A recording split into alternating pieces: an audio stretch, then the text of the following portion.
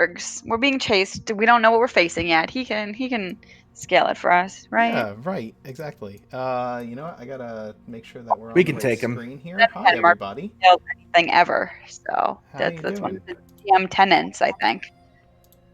Uh, What? Never scale anything?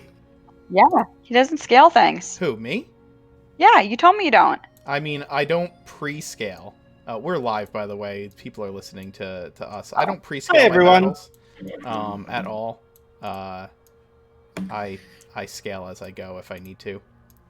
But yeah, I gotta figure out all these cameras because we only have 2 people on camera today at the moment. Oh, Chris can't be Kolak.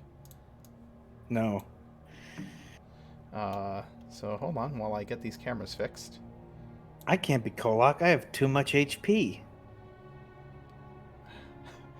I think Kolak is at 2 HP right now, so he's probably. I I mean, it's basically. Is he really? Yeah. Oh yeah. He was pretty low. He's in He's bad at 2 shape. hit points. He's in bad real shape. bad I shape. have healing left. What's that? I have spells. Somebody should tell me this. Yeah, Yeah, but it's Kolak. it's Kolak. He's got to tough it out. I freaking hate characters who won't be upfront with their healers about when they need healing. Like, Yeah, well. no one, like, get out of here. You can just let's let that character die and get a new character in who will be more honest. Or on time, that's fine with me. right? Right? So much God. shade. There's a lot of shade going on right now. Hi, everybody. Hey, Red how's the Yellow voice Guy, mod? thank you for the cheers. We always love your cheers. Vita Monster has continued to throw cheers our way. Maybe he'll show up today and you guys can get into a cheering battle. I always love your your cheer fights. We got a few new people in the chat today, I think. Nanonor? Hi, welcome. Aramil's here, and so a couple of the Friday people are representing in chat. Welcome. What's up, Bowie? We're not going to kill the mayor on this one, thank you. His ass is already dead. Oh, God. What's up, Bumblebees? Yeah, so some announcements before we get started. Let me turn on my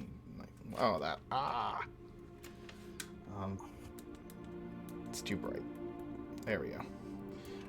So some quick announcements. We have a new follower goal and a sub goal. If we get to when we get to 50 subs, we will release the final emote. Dun dun dun. Of course, once we do that, we'll have some new goals because everybody apparently wants a sharp-eyed emote from Tuesday. He is a beloved NPC. Maybe the next round of emotes will be beloved NPCs. I think that's what we'll do. Although I think Chris is jonesing for a century emote. I haven't said anything. that is Mark projecting his I'm projecting. For a century emote. Thank you, Jess. I appreciate that. I'll just hide behind my... Is that better? It's got a bright light. What happens, you know? Fine. Forehead shine. There. Is that more natural? No, it's still there. It's more like a 5 head, honestly. I didn't say it. You did. Look, I've got my little DM thing right there, so I can hide my forehead shine. There we go. Just looks like I'm wearing a shield for a hat. Just use some powder or something. I don't know, or a less bright light. Yeah, I'll have to dig into the makeup I keep in my house. Your wife has some somewhere, Sure. and don't you have one sort of teenage daughter? Yeah. You know. Get it figured out. Get some foundation, some blush. Yeah. Some I shine don't need the remover. blush. Oh my god. I need all those things. Trust me. Just, it's fine. Blush doesn't go good with beards. You don't want to do that. You don't want to put like foundation and stuff on with the beards. It doesn't work good. Okay, Dave I wouldn't just know, spent 100 so. reward points to make me read his his comments since it's highlighted. You're welcome. I've read it. So yeah, we have a new sub goal. Let's get off the topic of my shiny head. We have a new sub goal. We're at 5 subs right now. When we get to 50, we'll release a new emote. We'll have some new emotes made once we start hitting new sub goals. And not only that, but we'll probably give some dice away as well. Probably alternate between emotes and dice. Farbo Co. likes to provide us with dice, and they've got some pretty sweet dice. Head over to their shop and you can check those out. And then we got a follower goal. We're trying to hit 500. We're at 343. I would love for us to hit 500 followers, and when we do, I'll probably give away something good, like really good. I don't know exactly what that's going to be. Maybe like a book, like a D&D book or something like that. By then, the new book might be out. That's true. That's very true. And maybe pick up one with the fancy hardcover, even if it takes a little bit of time. You can give that out. That's true. Yeah, that would be cool. Ack, thank you for gifting 5 subs. You're amazing. I just hate to see Dark in the first place spot.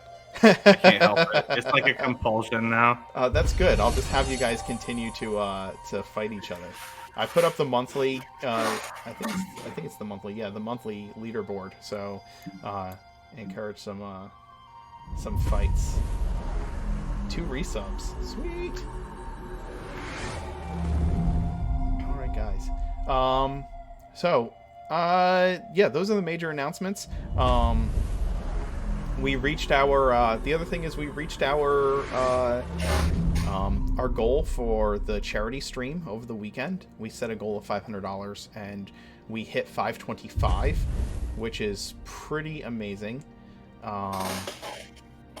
It's super amazing that we did that, and as a result, I have agreed to run a one-shot for charity in November's big day for Extra Life, where my cringiest players, the players that make me hate myself the most, and facepalm, normally double facepalm on a regular basis, will each be getting to play a bard all together in a band of bards for a one-shot event on November 7th. So look forward to that. I have, for some reason, forsaken my own sanity and let them be 12th level. So may God have mercy on my soul, and may you all enjoy my continual torture. Oh my gosh. I think your next goal needs to be for all the people that you like to play with. All your favorite people. I should make a goal so that if we get that goal, then all the people who like actually take the time to like, you know, make sure that I'm not dying of torture from people like Steven, I should play a game with them. It's just that the Mark Protection Squad. Yeah, exactly. Although people will literally spend money to see me torture myself. Ask them if they're willing to spend money to see you make yourself happy. You do know this is on the internet, right? Hey, there are people out there who are willing to help me, you know, reach my goals and see this shining, smiling face on a camera. I've never met one. You're a liar. You're on both sides of the spectrum. You're like, here's money to torture you, and here's gifted subs here's gifted subs to get you to torture yourself, and then let me help you meet your other goals as well, because you're awesome. All right, guys. Why don't we go ahead and introduce our characters, and I will refresh everybody's memory on what the situation was from last week. Chris, you want to go ahead and introduce your character? Yes, and I'll be using this as an opportunity to test the voice changer. So, I play Century, the Warforged Eldritch Knight, who has reawoken after over 100 years of slumber to find a world that has outgrown him and his kind.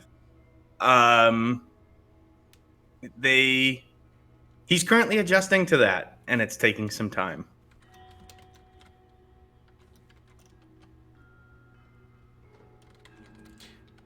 That's all I got. Yeah, unfortunately, Lucy won't be joining us today. Zoe is under the weather, so she is going to be taking a break from the game for today. We are remiss, and we will miss her today. But Fiona, you want to go ahead and introduce your character?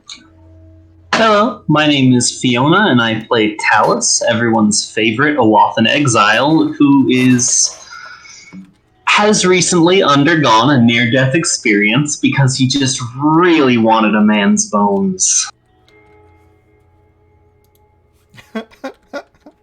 That's wonderful. Chris. Jess? I'm Jessica, and I'm playing Wilhelmina, the halfling ranger, and her wonderful mountain pony, Cloud, who we just finished rescuing her parents, and now we're running away. Sounds like we're gonna be chased by some wargs. That's fun. Totally regretting leaving the stuff back in the cave because it didn't occur to me that, that'd be the first place they'd probably look for us, and then we'd have to go back there and retrieve the things.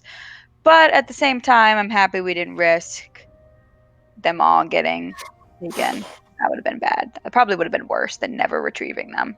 So, I don't know. We'll see how it goes. Also, I don't know why, but I didn't realize that we only have 3 players right now because in the Discord, also Mark and then the music bot. And so it didn't process that there's only 3 players right now. There are only 3 players right now. We're gonna die. We've got this. If there's a TPK while other people aren't here, their characters die too, right? Oh, It's only yeah. I mean, good. Kolok is sitting at 2 hit points, and he hasn't told you that he needs to be healed. So, I in know. the words of Ivan Drago, if he dies, he dies. Fine. At least we still have both of the people with healing magic It's true. and a tank. And thus began the session with a Rocky quote. So that's gonna be great. We have a tank, we have a healer, and we have a range. and we have a DPS / utility. I'm not So- hurtless. I am stalling for time, hoping that Kolok will show up, so it's not just the 3 of you. But You know what? We have Let's do this. Wilhelmina's mom. Wilhelmina's mom's kind of like another PC if we give her gear. yeah, if you get her a bow, I bet one of my Anything skeletons straight, right? is willing to sacrifice a bow. I'm pretty sure your Okay. skeleton probably. That's true. You literally have an army of NPCs. Talus is down to 2. I have 2 skeletons left, unfortunately. 2 skeletons and Wilhelmina's. Speaking of, I hope we have time for a short skeleton funeral. Oh, I'm sure that will come up. Oh, you know it will. After we win. Let's get started. Yeah, we will. I am so stoked for this. Okay. Where did I put my notes on the Farbrook family? I need that information for sure. You know what? It's on their tokens. Okay.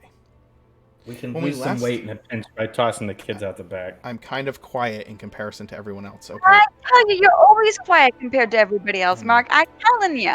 I believe you. Okay, let me work on that. Hold on. I can fix that. I can fix this.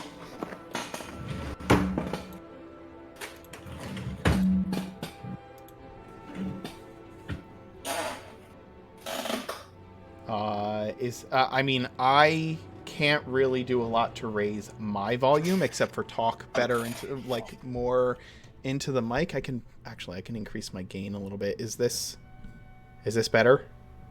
Is that too much?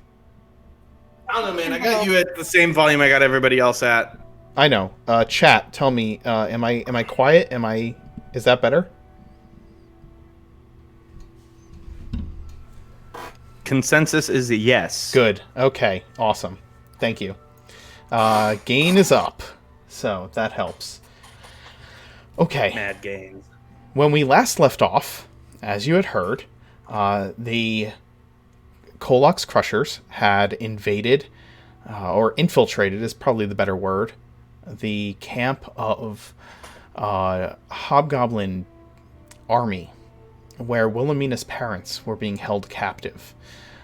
Through a series of ploys and well-timed magical disruption, they were able to rescue Wilhelmina's parents while doing a considerable amount of damage to the Hobgoblin forces, including taking out their commanding officer, not without paying some pretty steep costs, including the lives of 2 skeletons, 1 goblin bomb, and several of their members falling in battle a couple of times and needing dire amounts of healing. As they gathered to the south of this force, they managed to ride off into the sunset, but not without pursuit. As the camera kind of pans to the screen now, you see this idyllic, well, maybe not idyllic, but at least peaceful, quiet dirt road with the moonlight shining over it. And that peace is suddenly broken by the cart being pulled by the horses, leaping over a small hill, and the thundering hoofbeats as our fleeing heroes come driving down this pathway in the darkness, followed closely behind by the sound of howling and yipping wargs and their riders. I will throw up the situation on Foundry, and I will explain how we're going to deal with this chase. But I think, first things first, we need a bit more action-y music.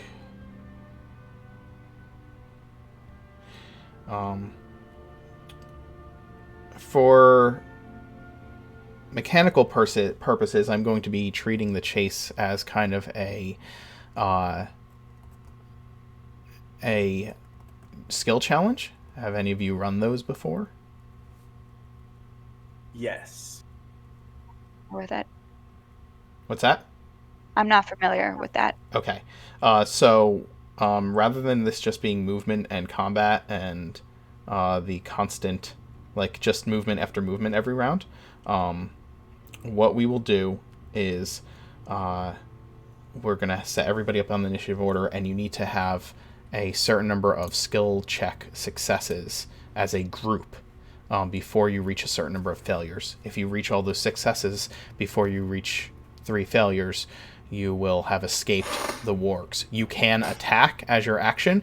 That may not add to your skill challenge total, like total number of successes, but it will reduce the number of enemies following you, or it can, which can help in other ways, of course. As this is going on initiative 20, the warg riders will have an opportunity to attack the party. So reducing the number of attackers, if you can do so with ranged weapons and whatnot while riding, can reduce the amount of attacks that are being levied against you as you are being chased. The skills you can use are like animal handling or like mounted or land vehicles for sentry and whatnot, or you can level spells against them that slow them down. That can offer successes as well. If you have a failure on a skill check, it can result in some kind of a complication during the challenge. The reason I like to run it this way is I feel like it's a little simple. Cinematic. What's that? DCs are going to be?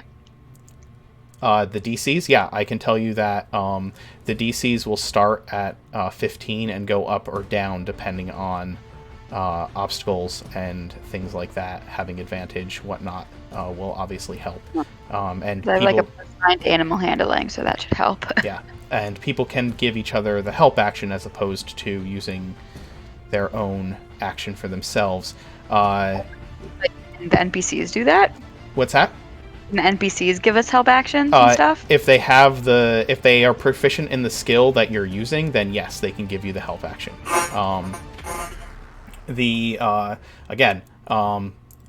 As you crest this hill and come riding down the lane, about like a couple of rounds behind you, are about 15 wargs with riders pursuing you.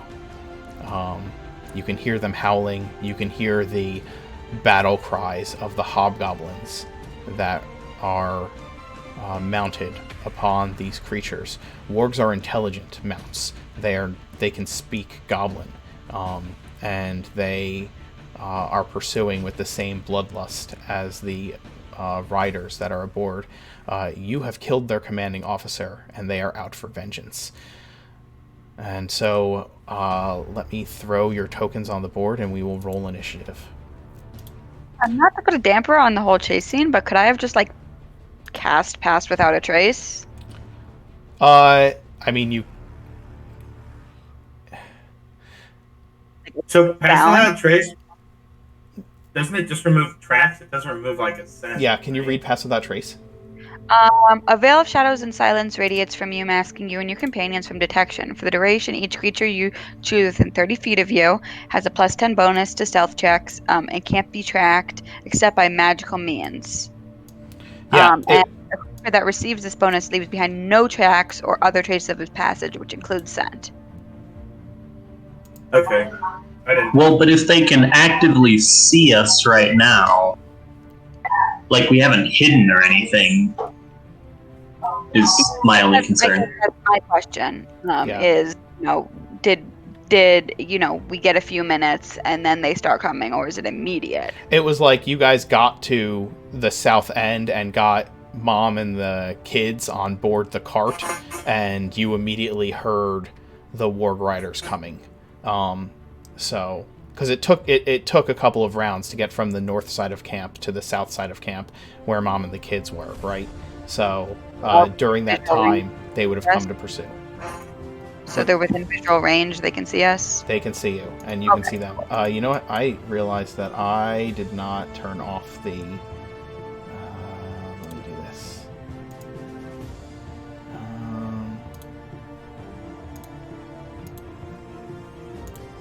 I want you guys to be able to see the background. That's Cool. so we have Wilhelmina, we have Cloud, we have Skeletons, we have Grim, we have Owl, and I guess we can also throw Lucy out there as well. And we'll continue to do what we're doing and just have Mom go on Wilhelmina's action as well. Alright.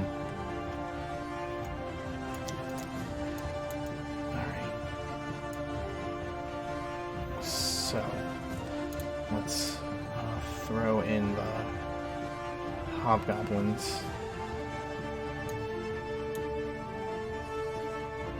as well. And where are my wargs? Are they hobgoblins on the boards? Yes. Or are they goblins? Yep, they're hobgoblins. Okay. I thought I loaded wargs on here, but apparently I didn't. So...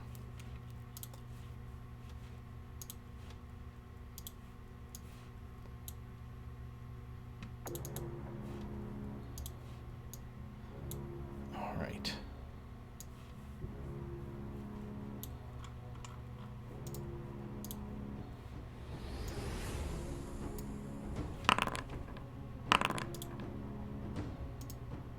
Go ahead and everybody can roll initiative.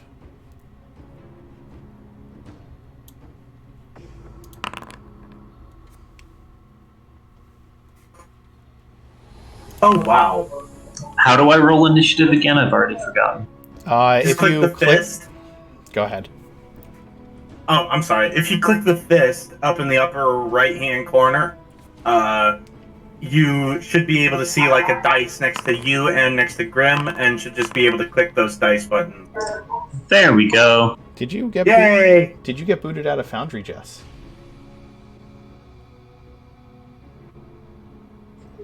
Jess? Oh, there she is.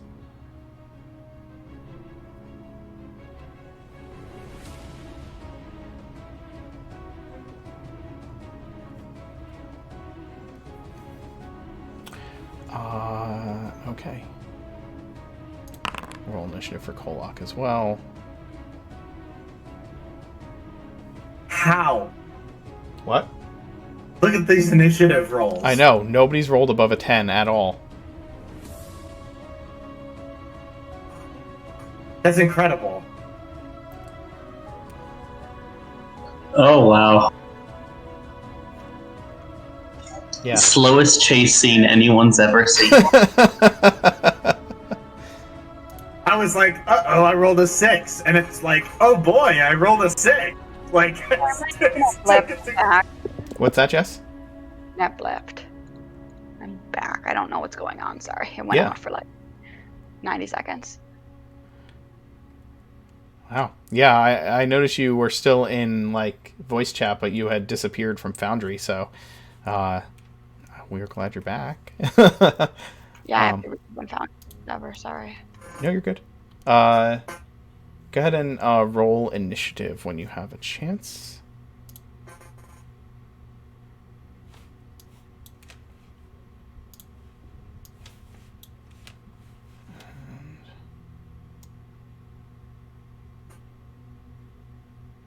There we go. Nice. That's amazing. How's the voice mod? Is it working?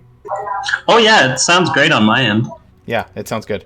All right, just Do we have checking. Cloud going on your initiative? Is that what we had? Or Yes. All right, that's what I thought. Okay. So I never upped it. Heard axe. Awesome. Okay.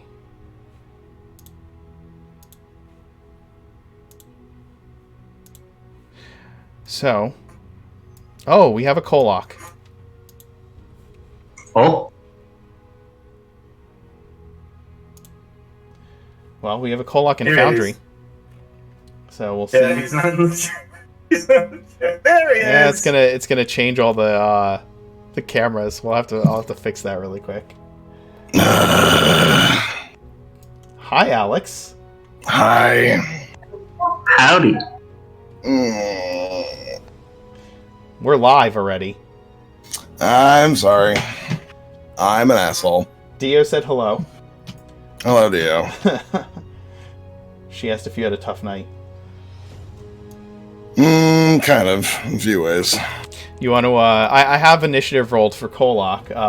Do you wanna? Are you gonna be on camera today? I'm trying. Ah.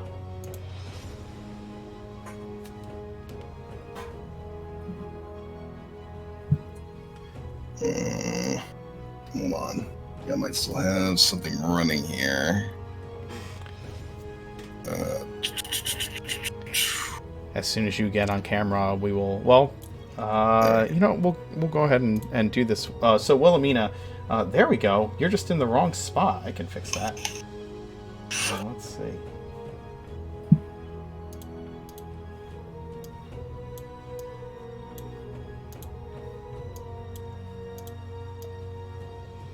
There we go. That was an easy enough fix right there.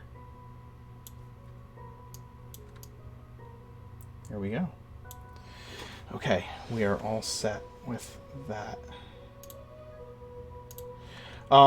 So Alex, I kind of explained that I'm running the combat as a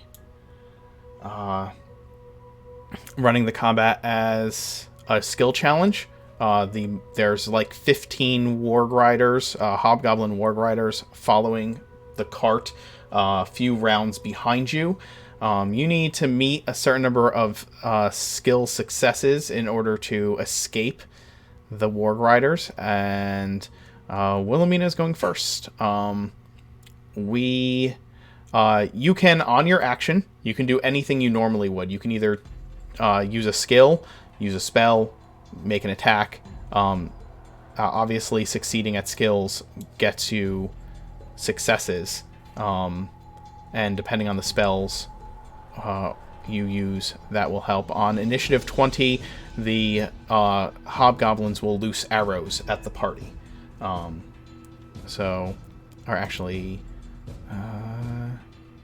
Yeah, they don't need to be in the initiative order. They'll just bog it down. So on initiative 20, that will happen. So Wilhelmina, the cart and the horses kind of leap over the this hill and come riding down this dirt path away from the Hobgoblin war camp. You can hear the howls and the war cries behind you. What are you doing on your action? Double check, clarify once again that they're within visual range of us. They are within visual range, yes. Cool. So I'm gonna just roll animal handling, I guess. Roll animal handling. Yeah. Sure. You're gonna just keep Cloud moving on the path that you're on. Go for it. Sure. You steady Cloud and keep Cloud moving forward away from these wargs.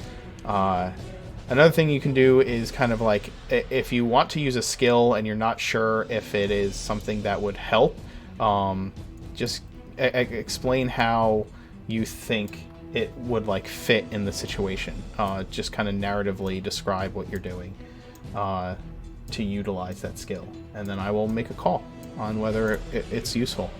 Do you have any bonus actions, Wilhelmina? I don't think so. Okay.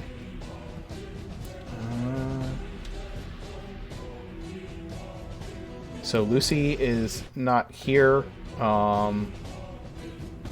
What would Lucy do? Fiona, what do you Isn't it think? technically the Hobgoblins first? Yes, initiative 20, they will make attack rolls. There's 15 hobgoblins with longbows. I guess 1, 2, 3, 4, 5, 6, 7, 8, 9, 10. I'll just shoot at everybody kind of once with the longbows. Okay, that's going just down the list of PCs that we have on the side. So Lucy, it's a 20. I guess as a reaction, what spells does she have? I think she has shield. She has shield. She would probably use shield. Okay, that's fine. So she would shield. Kolak. Have it left is my question, because What's she's that? really. Does she have any spells left? I think she still had some first level spells. I have access to her spell sheet still from that time she needed to use my computer.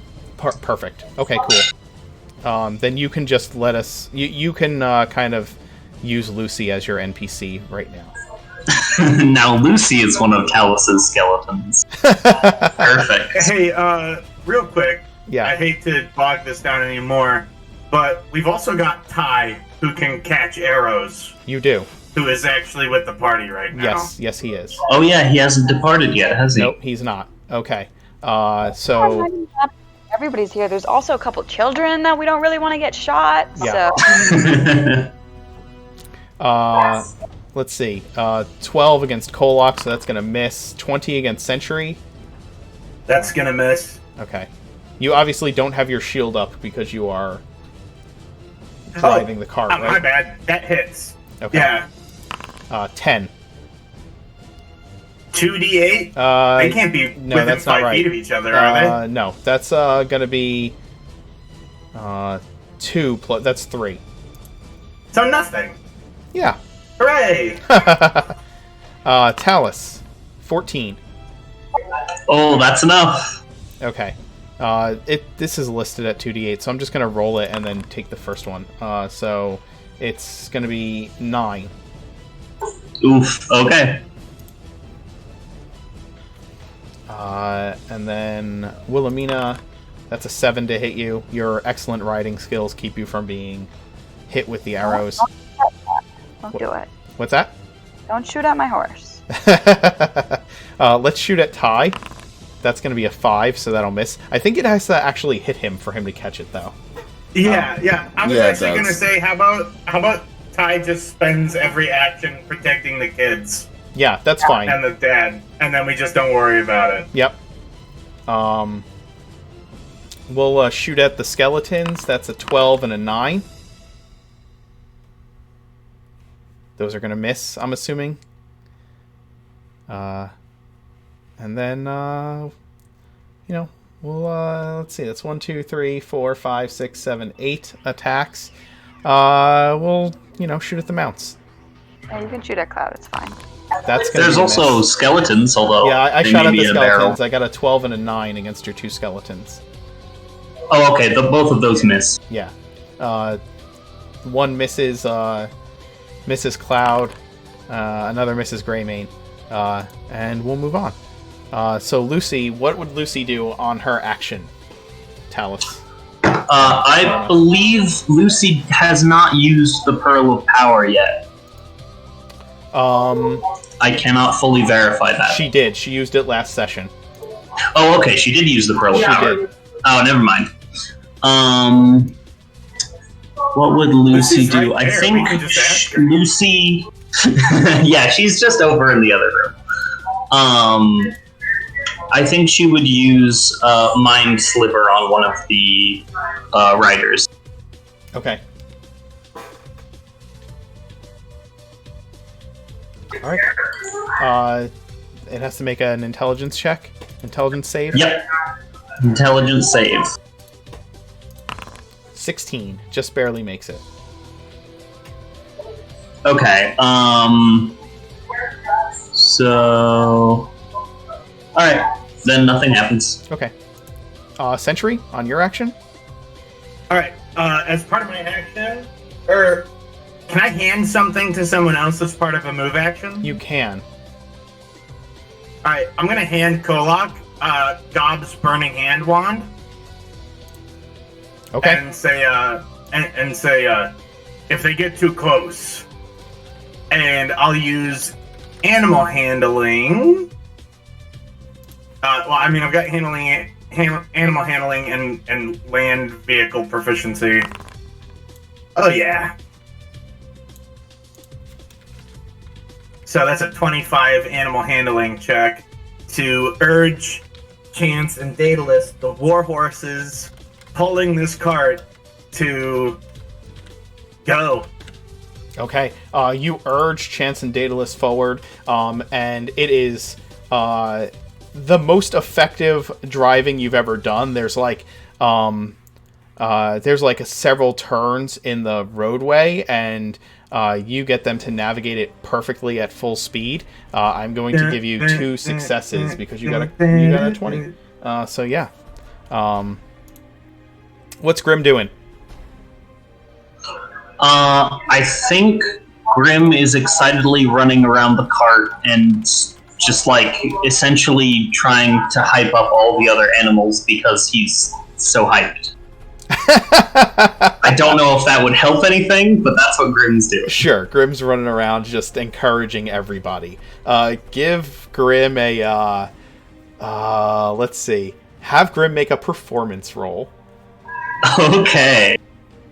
Seems right up your alley. Let's see how to do this with him. Grim is mascotting. You should just be able to click on his character sheet and just make a charisma roll. There you go. A 10. That's Got a 10. all right.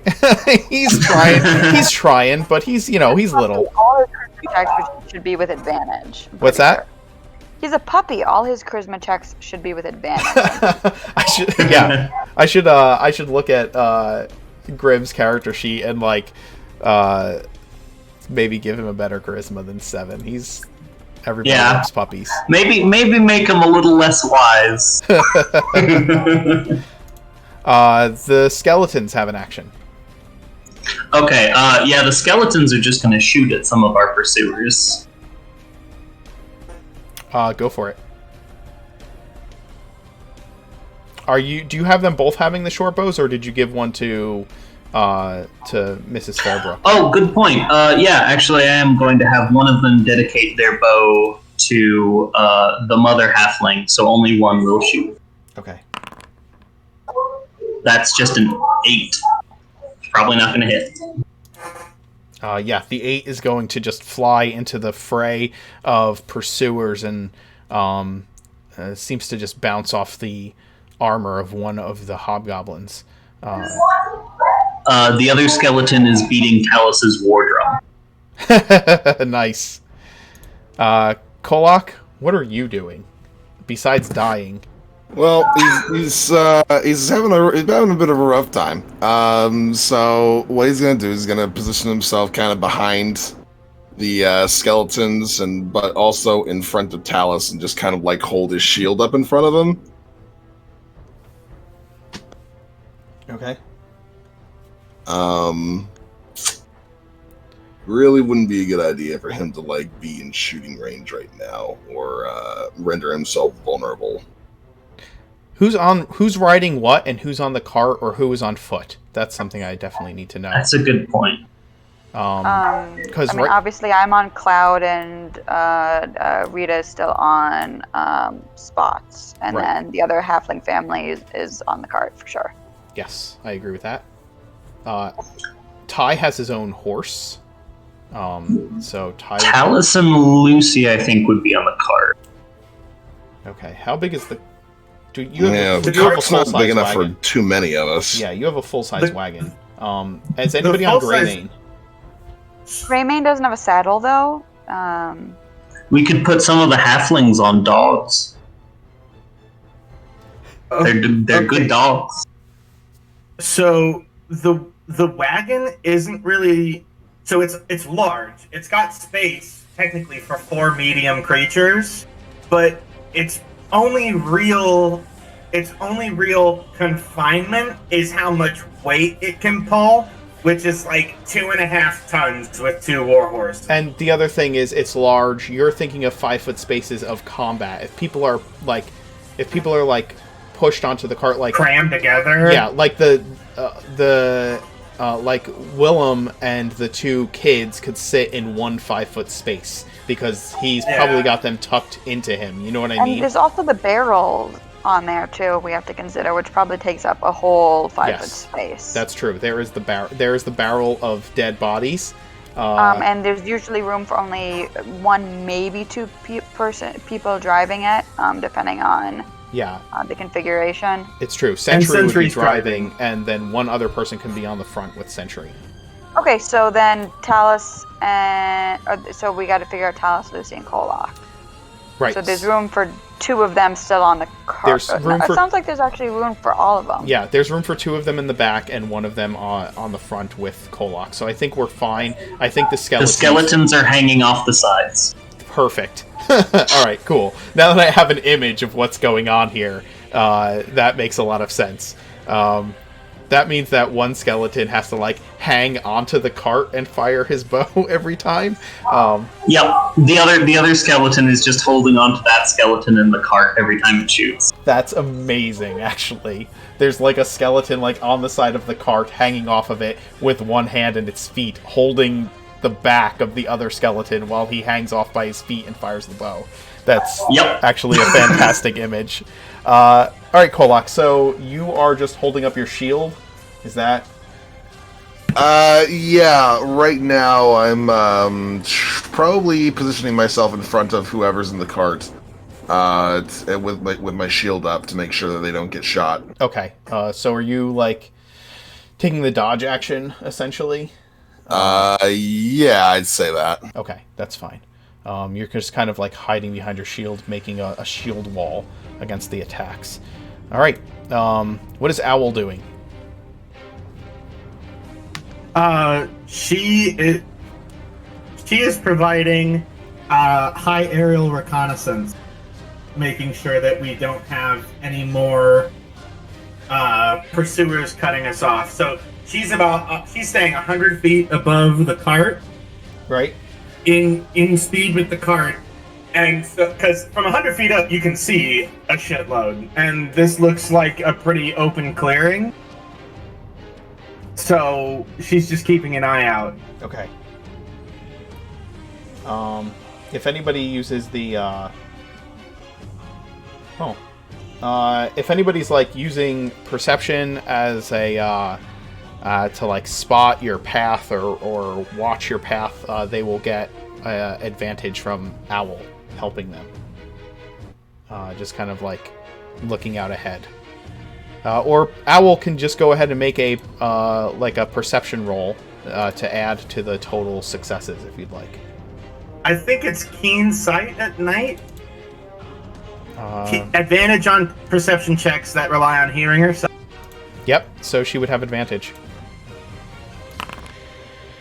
Well, that'll do it. Yeah, so Owl is flying overhead and is watching the path, and telepathically she starts sending you images of of things that are in the road, so that you can adjust your course, or she's showing you the path ahead in the darkness to give you a visual cues of how you need to drive the cart.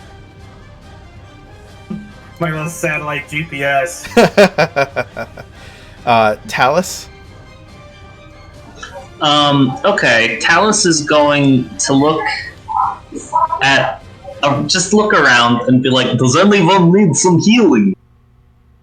Yeah, on my part. And then he would heal Kola. Alright, go for it. Roll your... Just 6. Bad roll. So six points of healing, Kolak. You are no longer at 2. Well, I'm at 11 now. Then Talus is going to give, I think Sentry gets inspiration just because he's the one actually driving the car. And that'll be Talus's turn. Alright, sounds good. Wilhelmina, your pursuers are falling further and further back away from you. Kolak is in bad shape, but Sentry's driving is actually really, really impressive at the moment. Okay. What do you want to do on your action? I want to do another animal handling check because I Okay. just want to get away from these guys. Sure. Hopefully, get far enough away that I can do the pass without trace, and then they won't know where we're heading. Absolutely. Hopefully. All right, so you kind of lead the charge and kind of rush forward with your mount. Go ahead and give me a check. It's good enough. And then I was wondering with my bonus action if I could have Cloud make an athletics check to go towards the successes. Yeah, absolutely. You can absolutely do that. Cool. Nice. All right. What is Lucy doing? Oh, and then I assumed that Rita was going to shoot at Yes. one of the guys now that she has a bow. Yeah, go ahead and I'll just roll a d20 for her. With the just fast pace of this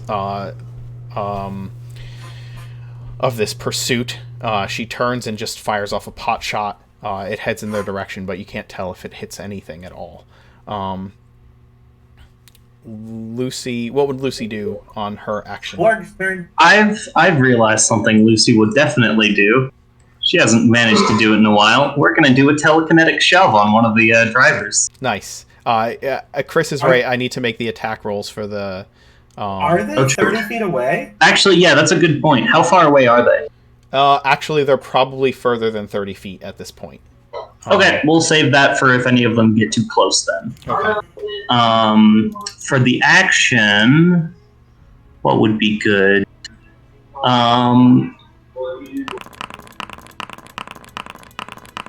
Whoa. Sorry. I'm just gonna go down with the attacks from the Hobgoblins. Oh yeah, makes sense. Yeah, Lucy's gonna get hit. Kolak is going to be missed. So is Sentry. Talus is a 14 to hit you. Oh, that hits Talus. Yeah, that's what Yeah, I it worked thought. last time. Yeah. And then let's see, 14 on Talus, 15 on Wilhelmina. At the head. What's that? 15's my AC. Okay. 22 on Cloud. That will hit. 6 against Owl. And then 13 against Spots, which I think misses a horse. 10. AC 11. AC 11. Okay. AC 11. All right, and then the both of the skeletons get hit, and then Ty catches an arrow. So I'm going to roll damages for Lucy. Lucy is going to take 7. Okay. And then Talus will take 6. I'm sorry, 5. Talus Okay. will take 5. So that was the hit on Talus. Wilhelmina, you are going to take 2. And Cloud will take 3. Yep. And then Spots is going to take 5. And what is a warhorse's health? That's I'll look it up. a good question. And then the skeletons are going to take 5 and 4. Warhorse health is 19. Okay, so still good. All right. Okay, so Lucy is preparing a telekinetic shove. So how far away are they again? They're falling further and further behind, actually. Okay, so in that case, I think she would instead attempt to use minor illusion to create like the image of a tree branch or something suddenly flinging out to try to get one of them to panic and swerve. Awesome. That sounds fantastic. I'm gonna just roll a animal handling check for one of these and see how they do. 7. They fail. I'm gonna give you guys a success for that. Nice. Century? All right. How close are they? They are probably like, I'm gonna say like 120 feet away at this point. Okay. They are getting Cool. further and further. You're almost out of visibility range. All right. Awesome. I am going to make another animal handling check. Go for it.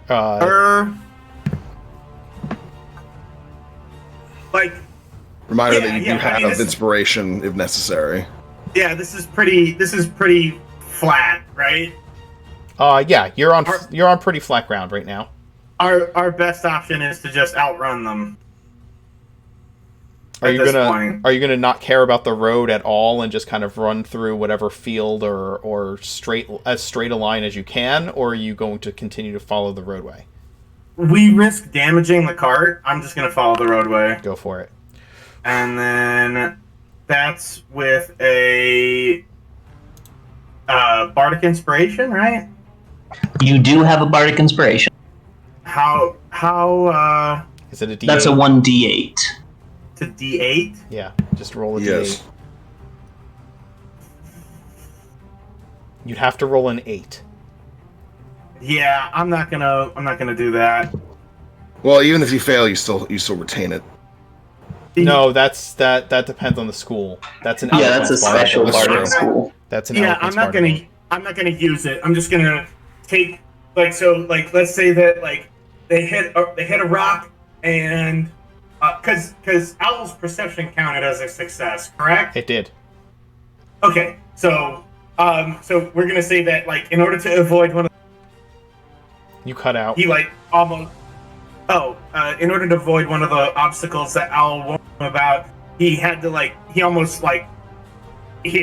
really rest the horses under his under control, and that's what resulted in the 7 was Okay. to avoid damage to the cart, because if this cart breaks, we're fucked. All right. So you go to avoid that pitfall, and the cart kind of hits a rough patch and bucks, and as it does, the skeletons both fall off the cart and go rolling along the ground.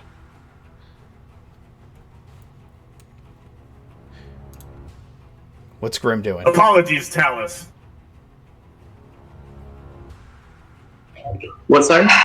As Sentry is driving the cart, he bucks the cart to avoid an obstacle in the road, and one of the wheels like hits the grass on the edge of the road and kind of shakes the cart, like lifting one side of it slightly, and the skeletons lose their grip and fall onto the road, like rolling along the road behind you. No! My skeletons! They're both fallen and prone on the roadway. What is Grim doing? I think at this point Grim is just at the back, just barking as loud as he can in an attempt to intimidate the people chasing after us.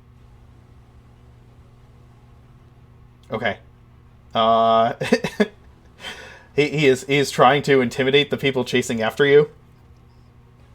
Yeah, that's his goal. I don't think it's very intimidating, but that's what he's going for. Yeah, go ahead and give me give me another charisma check for Grim.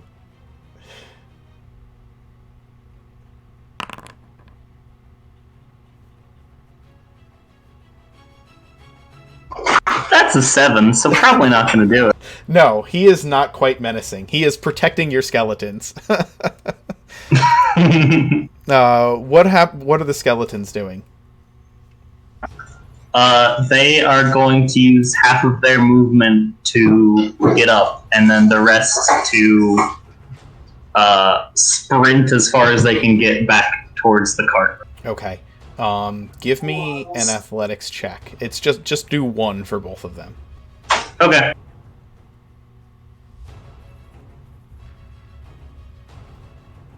Doesn't he have to use a bonus action to command them what to do?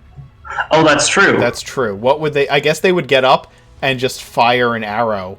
Yeah, they would probably just try to defend themselves. Order. Okay, go ahead and... Yeah, their last order was to fire arrows, so I guess they would, yeah. Yeah, and there's only one with a bow, unfortunately, right? One was with a bow, and one had the war drum thing. Yep, so the one is Oh beating... no, does that mean the drum? You lost the drum, too?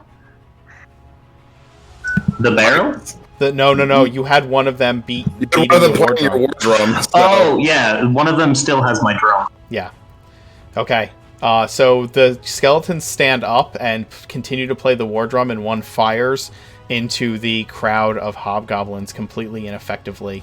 Kolak, what are you doing?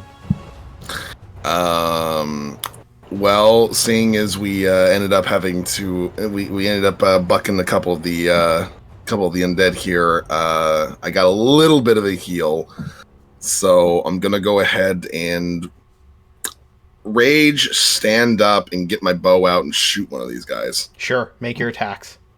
Oh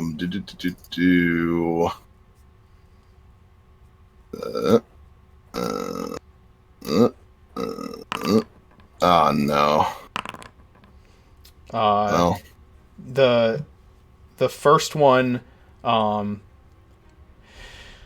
the first attack completely misses, and you hit one of the skeletons with your shot. So no! Go ahead and roll damage for that. The second one flies and absolutely hits one of your targets. Are you targeting a hobgoblin or a warg? Wargs. I'm trying to keep them from being able to keep up with us. Okay. So 10 damage to your skeleton, and then damage to the warg. 10 damage to the warg. All right. Mjolnir has fallen. Okay, one of the wargs takes a blow from your huge arrow, just slamming into its bulky form. It continues to move forward, but it falls back into the pack, out of the head of it. And what is Owl doing in the meantime? Oh, Chris is away. Here he comes. He's running. Tell me about Owl. Owl's same, providing GPS support. All right, give me a perception roll for Owl while he's guiding the Maybe path. we finally found a name for Owl. Turn left. Yeah, 15. Yeah, that's enough. Owl continues to guide your path so that you don't get lost in the darkness, flashing you images of the roadway ahead. And Talus, your skeletons, one goes down. Which one had the war drum? Let's see. So that was between. So Mjolnir, the one with the bow, went down. Okay. So the standing one has the war drum still. Okay. You'll have to use your bonus action to command. I don't know if. I guess you can shout a command out towards him. I think it's telepathic. Okay.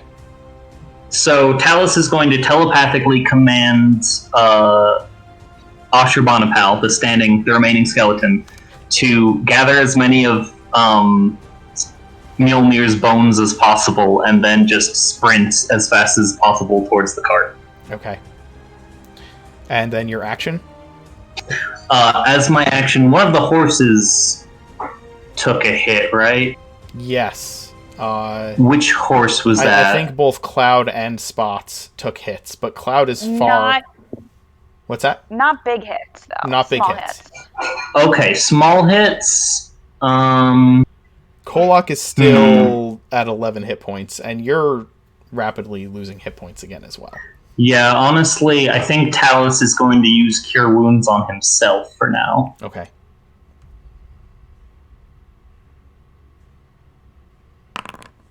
For 10. That's not too bad.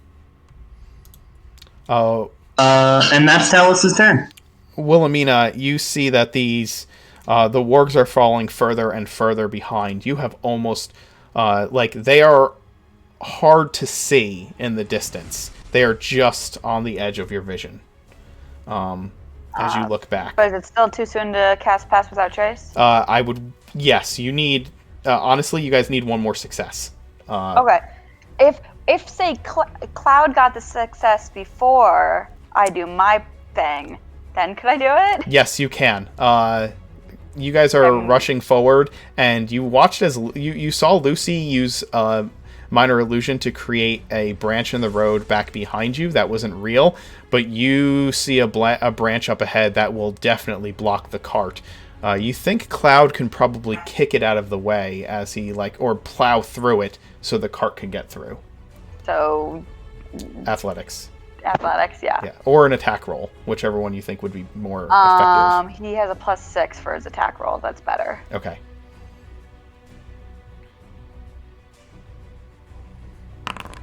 Oh no. Cloud, why? Cloud whiffed it. Cloud Not whiffs my it. horse anymore. Need a new horse. Oh no, you're gonna have to take Spots from your mom. Right? You rush forward, and Cloud goes to rears up to slam its hoofs down on this branch and kind of snap it to get it out of the way, and just misses and rushes forward instead. It's your... What are you doing, Wilhelmina? So there's now this branch that's going to get in the way of the cart? Yeah. Oh god, I don't have any solution to that, I don't think. Unless, let's see. Unless, Hail of Thorns would help. By breaking it, but... Sure, if you want to... Wilhelmina, what's the problem? There's a branch that the cart can't get through. Don't you see it? It's right there. You know that Owl spotted it, but... Getting the frame of reference via distance is difficult in this circumstance. We'll be fine. Prepare the spell. You can do that if you want to ready the spell so that the next time somebody gets a success, if you get past them, you can cast Pass Without Trace as a response. You can totally do that. Yeah, I'll do that then. Okay. Then it's Lucy's action. There's a branch up ahead of the cart, blocking the roadway. Okay. Lucy, do you have one? Do you have another magic missile? Yep. And she's just gonna blast it with magic missile. Sure. That's fine. She blasts the final obstacle that is in your path, and it explodes with magic missile, sending splinters of wood everywhere, right behind Cloud. The cart races through it, And Wilhelmina, you can definitely cast Pass Without Trace. They are somewhere behind you in the distance. You have lost sight of them. As you Can I ask real quickly? Yeah. When it was Lucy's turn, how far away were my skeletons?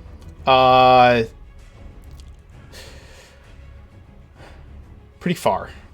Damn. Because it was it was the round they fell, they didn't move. And then they haven't taken an action yet this round. Sentry's going to drive the cart forward. So they're going to be pretty far. At least 60 feet. Yeah, at least 60 feet. Talus is also going to issue, like right before we move 60 feet further from them, because they can't issue mental commands further than that. He is going to say his last command is follow the cart. If you lose sight of it, return to this spot, and he's going to mentally indicate the place where he buried the owl bears. Interesting. Okay. You doesn't want to lose his skeletons. To describe the rest of the scene as this unfolds, Lucy blows up the branch, and Sentry rides through the exploding splinters of this tree limb that was in the road. Grim is eagerly bounding forward, just yipping and howling, and Kolak kind of fires one last arrow as far as he can, while Owl swoops down overhead and forward towards the roadway, guiding the path. The spell enfolds all of you, masking your movements and the sounds of your travel, and you ride off into the distance, flanked by the horse and riders. You've escaped those charging after you, successfully getting away, but you think that you did so by the skin of your teeth. Had you had one more failure, they would have caught up to you. But instead, you find yourself free of their pursuit. As you ride forward, Wilhelmina, you and Rita kind of take the lead with the faster horses that are not pulling wagons, and Rita pulls up to you, and she kind of looks at you in the darkness and says, "I'm guessing you went to your brother's farm first." Wilhelmina will nod. It was on the way. We thought it could be a safe spot for children. She kind of nods, having that steely-eyed look that you had when you had found the corpses there, and just kind of looking forward as you ride. She says, "They deserve a proper burial. I'm assuming you didn't give them one. You were under pressure." We had a goal. We accomplished it. She nods. "Perhaps we can make that our first stop?" I'll see what the group thinks. But then we should collect what we can from the farm and get you to River, Raft Dam, whatever it's called. I never can remember that place. River Dam Raft, and to Corbin. She kind of gives you a sideways look, keeping some of her sight on the roadway ahead, and a single, very purposeful nod, and falls back a little bit towards the cart to go check on Wilhelm and the two children in the back of it, leaving you to lead the way on your own. had to talk to them. I just told them I was going to go talk to them, and now I can't, because now I'm supposed to be leading. Great. Oh, good job. sorry. Good job, Mom, for paying attention. I'll wait a few minutes. You'd have to be within 30 feet of us anyway. It's Yeah. not like you're that far. Yeah, you guys aren't. I yeah, mean, but I yes. want it to be kind of a delicate conversation, so I didn't want it to be like a shouted over a distance thing. Sure. Doesn't help with the whole stealth thing we're trying to do either. So, yeah, I'm gonna fall back and Kolak, can we make a stop at my brother's farm? My Yeah, family we have wants to- to pay their respects. Sure, but we have to make sure that we keep ourselves moving. I have no idea if they're going to be backtracking their steps or anything along those lines. We can't take too long in any one place. I'm going to interrupt with a message spell to Kolak. That is not a good idea. Talus has her brother's body in one of these barrels.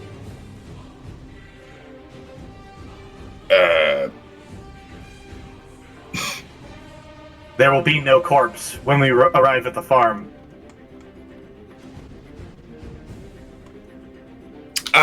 It's my understanding that Talus is currently in the process of attempting to, well, he's preserving your brother so that he can revive him at a later time.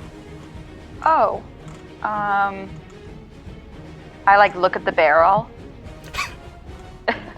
When we're, you know what? Okay, I will talk to my family, and I assume if it's against their wishes, Talus will relinquish the body. Yeah, of course, probably. Yeah, probably. I guess so I'm gonna we'll see. I'm gonna fall back again to where, even further to where Rita and Wilhelm are talking with the children, and say, we are actually one of my friends, one of my companions here are holding on to Tenen's body in hopes of resurrecting him, as well as the other body that I assume is his wife. She nods. Is that okay with you, or would you rather them be laid to rest?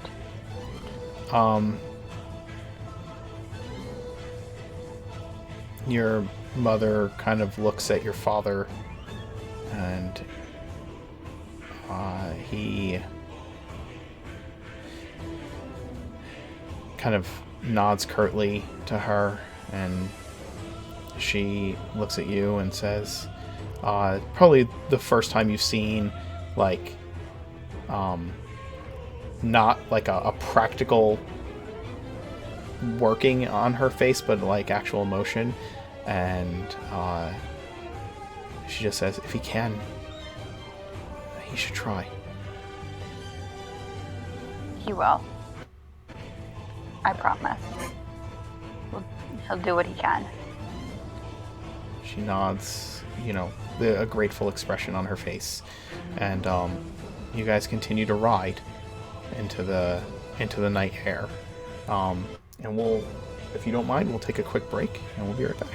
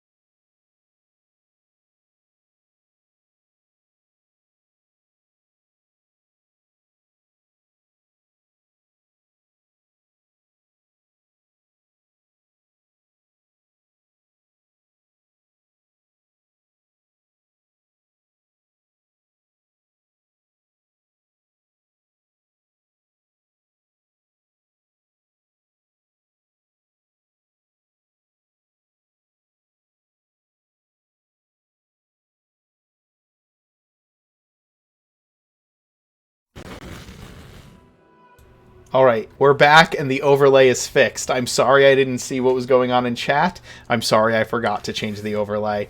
I'm terrible at streaming. In fact, I'm surprised I even was able to turn on the microphones before we came back live. But here we are. Gonna pull a Rick here? Oh, I've done it so many times. That's so bad. It's the worst. Thank you, Dave. He just gave us a cheer saying you're doing your best. I mean, you're doing your best. I'm yeah. doing my best. You can't expect much. It's just Mark, right? You can't expect much from me. Don't expect much from me. As long as expectations are low, we should get through this. Having a great time. Knock it off. Oh, God. All right, guys. You pass without trace. So I heard you were making plans. It is, as I said, I believe your original plan when we last left the party last week was to head back to the Farbrook farm to regroup. You followed this army for about 5 days. The only real stop you made was at Wilhelmina's brother's farm, where you found that devastation. I would suggest to avoid being followed because the spell only lasts for an hour. That once the spell is up, we go off-road to try to throw them off. Just for, even if that means we have to move slower or whatever, to just try to throw them off of. Because if they know we're just on the road, they're going to just follow the road when they catch up, right? Sure. Or if they decide to catch up. So I think we need to throw them off a little bit more. The other question I have for you is how long are you going to ride, considering that you've been riding and fighting for the last day? How far are you willing to push yourselves before trying to find a place to bunk down for the night? We probably won't push ourselves too far. So long as the wargs are out of earshot and they're gone, we'll probably find someplace off-road to kind of like hide ourselves. We won't have a fire or anything along those lines, but we will find a place to just kind of rest. I don't mind ceding my my bedroll to one of the halflings. I don't mind like sleeping on nothing. Okay.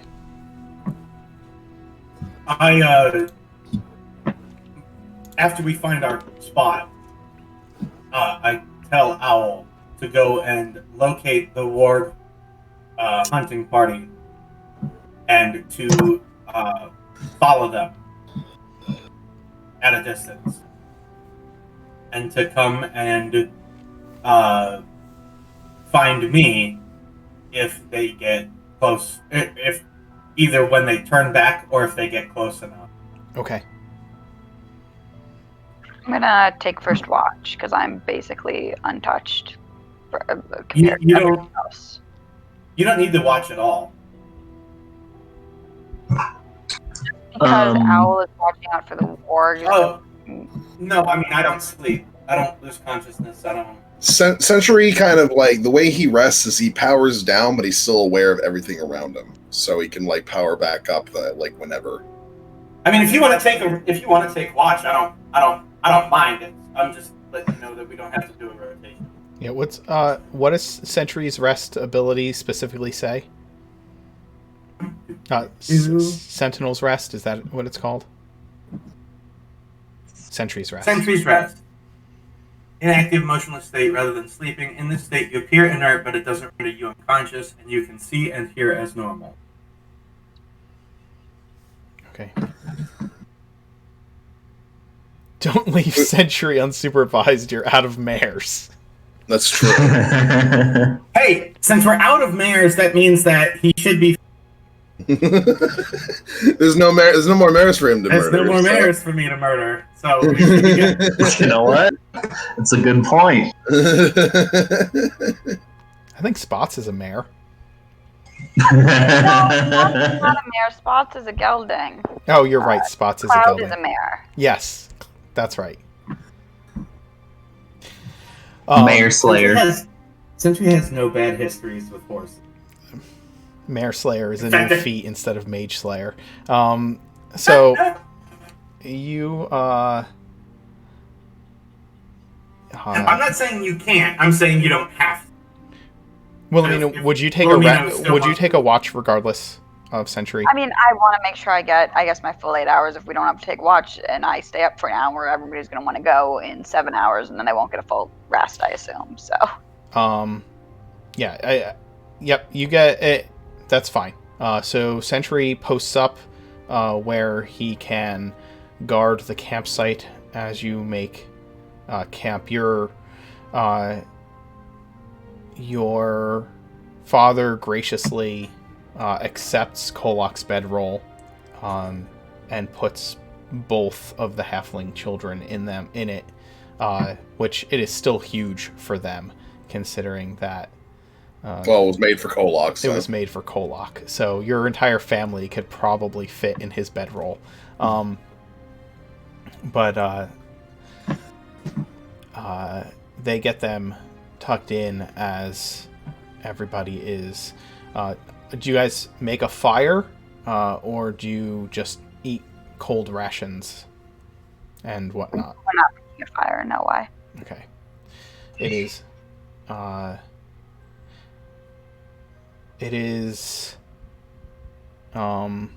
You're probably like parked in a abandoned farm field, and once the children are down, your parents kind of come forward, and Willem kind of holding back his emotions a little bit, just kind of like pulling himself, keeping himself together, just says, "Thank you, all of you, for what you did today." No worries. Wilhelmina is one of ours, as far as I'm concerned. So that makes you guys family as well.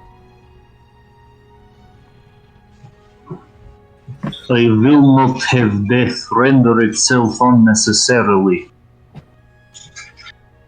And you almost did going in there trying to fight the dang commander. I needed his bones. You did not need his bones. You wanted his bones. I need them for something, okay? I need them. Talus, let me be real clear. You pull shit like that again, and you're gonna die.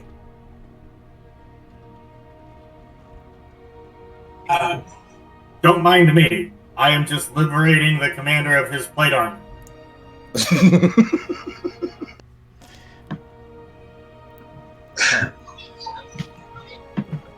Once the commander is liberated from his plate armor, Talus gives Kolok just a little bit of a moody look, and then he starts cleaning the old meat off the bones.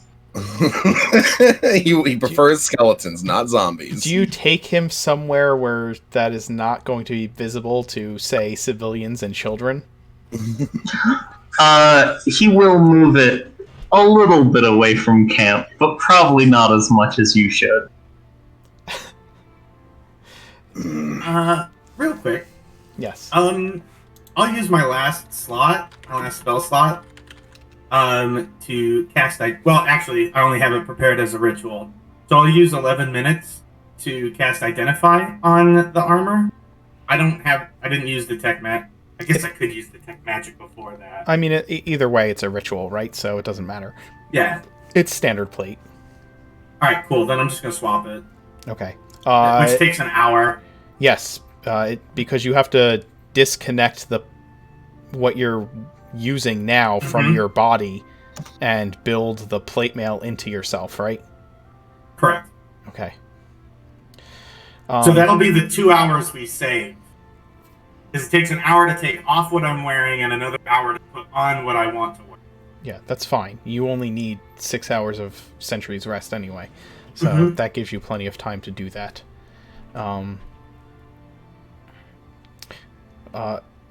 So Wilhelmina, Willem has come over and thanked you all, and you immediately get into this conversation, and he just kind of like listens to all of you talking with each other and kind of shrugs to himself and walks back over to where the kids are tucked in. Yeah, Wilhelmina was kind of just like sitting there, like cleaning her armor and her weapons and stuff. A very military style. I don't know if they notice, but it's not something they would have seen from her before. But that's what she's up to. Give me what's your passive perception, Wilhelmina? I don't know. Let me double check.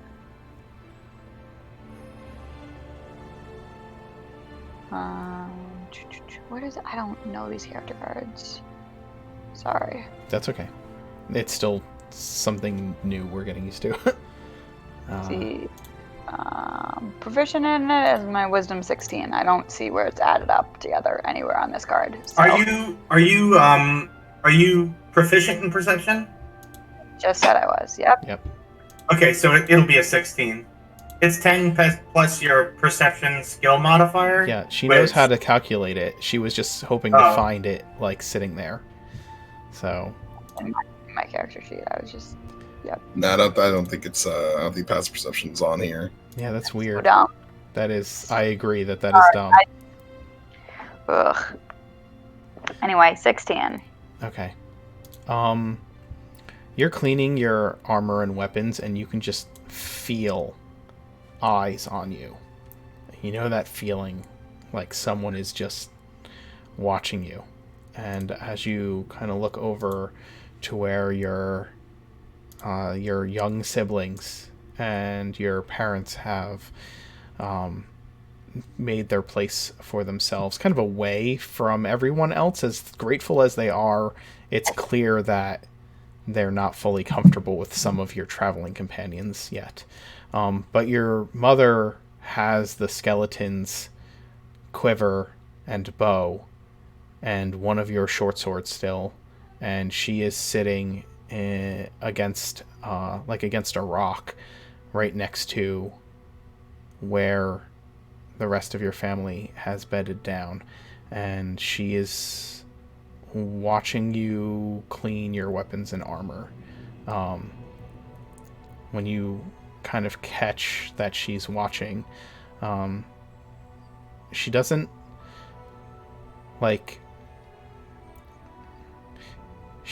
look away like she's trying to.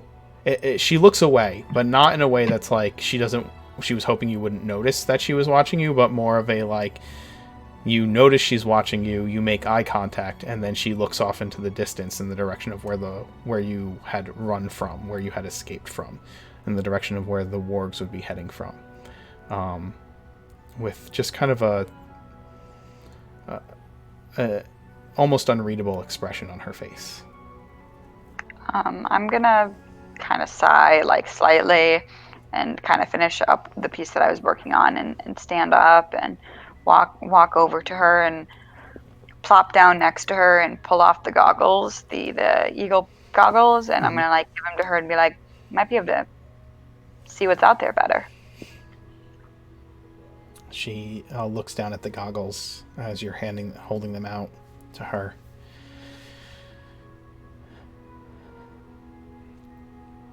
Are you taking watch? Sentry takes watch. He doesn't need to sleep like normal. He's always aware of what's going on, I guess. I don't know. She takes the goggles.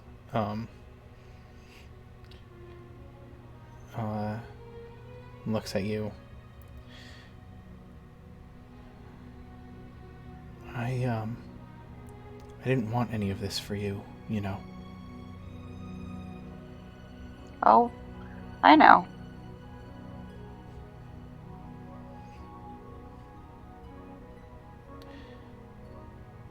She puts the goggles on her head. I'm gonna keep watch over the kids. You should probably get some rest. You did a lot out there today. So did you. You should sleep too. We have familiars scouting around. We have sentry on watch. You should rest. Nothing's going to get close without us knowing. She looks... I'm sorry. Continue. Go ahead. She, like, turns and looks at your companions. They don't seem safe. She kind of... There's a little bit of a smile when she says that.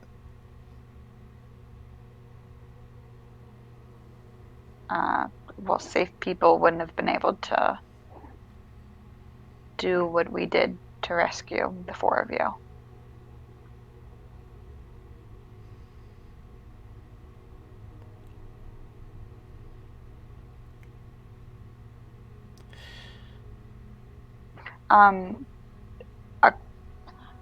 I hope you don't mind, but I gave a couple of the other items to my companions just to use while we were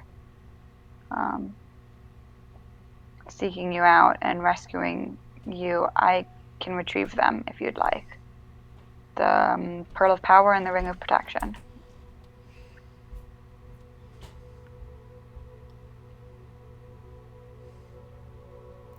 It might make you feel better to have them.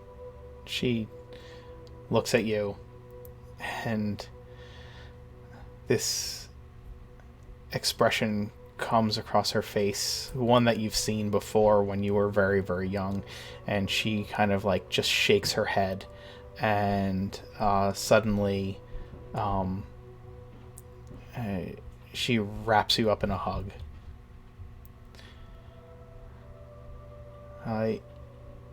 You can hear the emotion in her voice as she just says, "Why did you have to be so much like me?"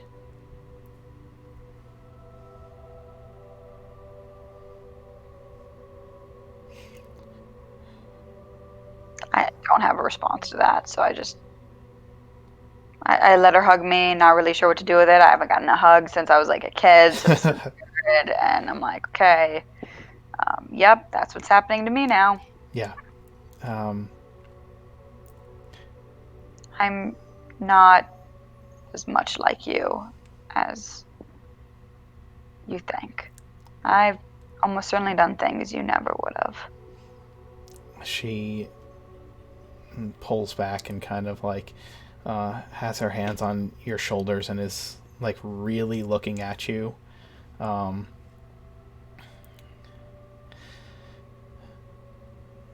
You don't know everything I've had to do. So that's hard to say. I've heard your stories. You don't tell the bad stories to your children when they're young.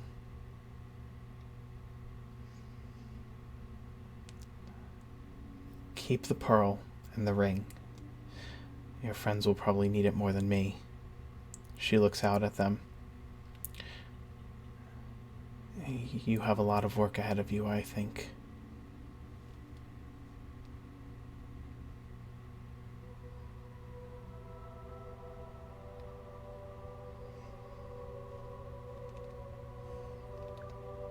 The only thing I'm concerned about is getting to you to safety and making up for the wrongs I've done.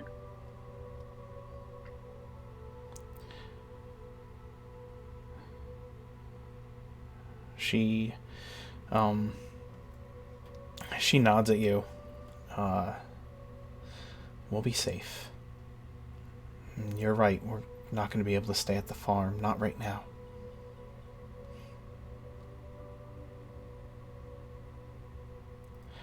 We're going to be going back to Reddenburg, but I don't think that's a safe place for you. That's not going to be a safe place for anyone. Right now.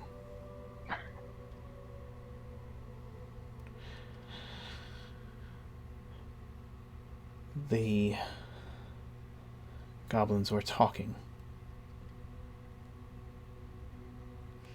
They didn't think we could understand them, which your father can't. But putting me within earshot of their command tent was a mistake.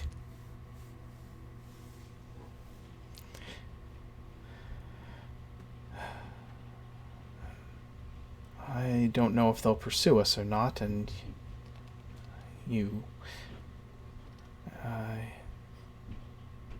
that machine killed their commander, so I don't know what they'll do now, but I don't exactly think that they plan to keep working with Redenbar.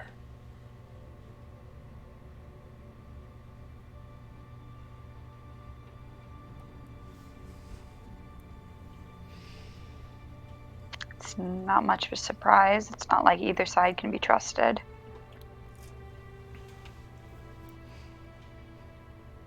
She looks at your uniform.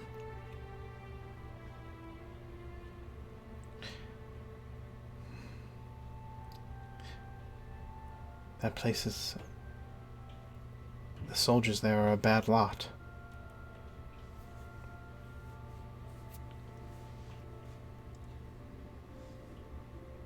Lord Groff is a cruel man.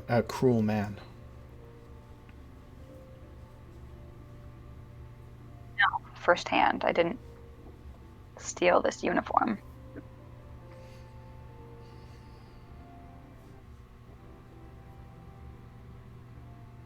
You've been helping them, then?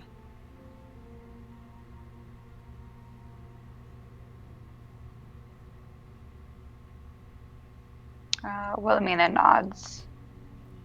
They weren't always bad. And I didn't know what to do once things went wrong.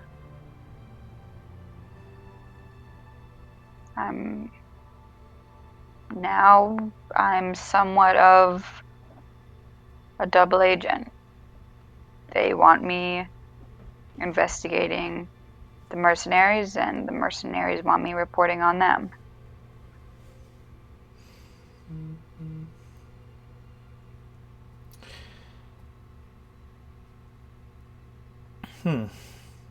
Tricky situation.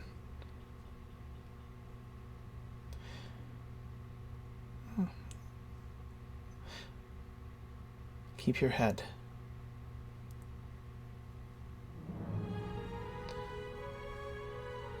It's much more complicated now that we destroyed the Hobgoblin encampment. I'm not sure I can fix that one. I think that might be those ties cut, which might be for the better, but it does mean a loss of information. The Hobgoblins were planning to head back to some fortress and then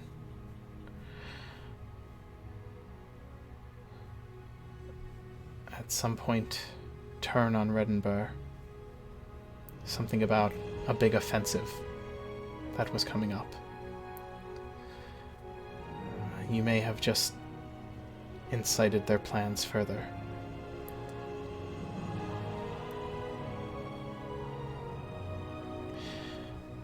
You're right. We should get some sleep.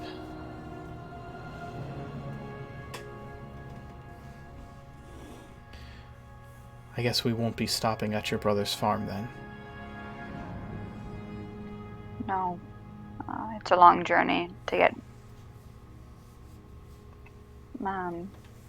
where we're going. We should focus on that. If anything else is useful to you, other than what's... I'm assuming you found the gold. Yes, we found, I assume, everything. We can look at what's there and see if any of it will be useful to all of you. I should probably put those days further behind me anyway.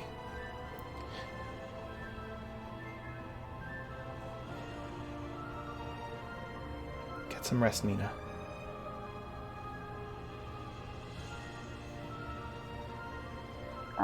Wilhelmina nods and gets up and then goes back over to the She other takes... part. Okay. She takes the goggles off before you leave and holds them back out to you. I'll You'll- take them. You'll need them more than me, after all. And she moves to lay down after you kind of walk back to where you were. I'll thank her and then head back over. So there is one thing I want to talk about. Ty has the ring of protection, so Ty would well, when you get back, out of character, I don't think Ty would go off with the ring. Knowing Ty, if he was going to leave and knowing it belonged to your mother, I'm going to assume that before he leaves for where he's headed, he would likely give it back to you. yeah. So I just don't know what we want to do with it as a group since it's the only thing that we have still, I guess. So, well, it's like unassigned right now, but we have it with us. right, yes. Give me, let me get 3 D12 rolls from the party in total.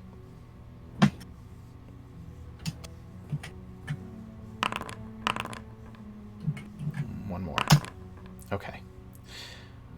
Your trip back to the farm takes time, but you don't think you're pursued, and you don't run into much of anything on the way back, except for more drought. It's gotten worse, noticeably worse, and there are practically no animals, except for the ones that you have with you. No birds fly in the air, except for a vulture here and there. So, real quick, at what point does Owl come back? Owl would have come back at some point in the night to let you know that you're not being pursued. Okay. I would relay that to the party in the morning. Okay. But unless there's anything you want to do over the next 4 or 5 days of travel, you just kind of take a steady pace to get back to the farm. And The only thing that Kolak would be doing is subtly prodding the kids in case they ever want to learn how to wield weapons. yeah, anytime you do that, Rita gives you this look that could probably murder Kolak in his place. Wilhelmina gives the same look, except for not quite as bad, because she's still, practicing. He's gonna give those like subtle oh, it'll probably be a good idea, and then he gets the looks from Wilhelmina and her mom, and he's just like, I'm just saying, it's just something that it's an option. I do not understand. Is this typical of a matronly glare? I believe that's what I'm receiving. Yes. It's quite effective. If you continue to drop subtle hints after a little while, after the first day or so, Rita will kind of come up to you alone at one point, probably when you're camping, and sit down next to you and just be like, continue to prod my children towards violence and you will not wake up. Okay. I just don't understand why you don't want them to be able to defend themselves. This is not a discussion we're going to have. I'm just laying down the rules. Thank you. Is a sense of irony something halflings lose as they age?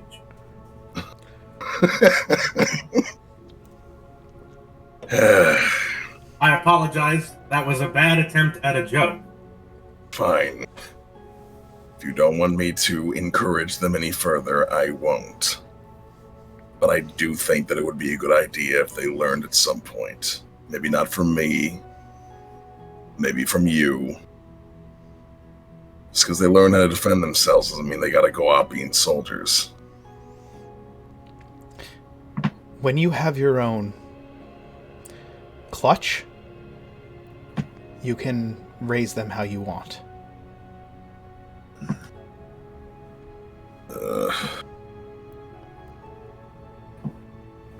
You feel free to raise them however you want, but I still have an opinion.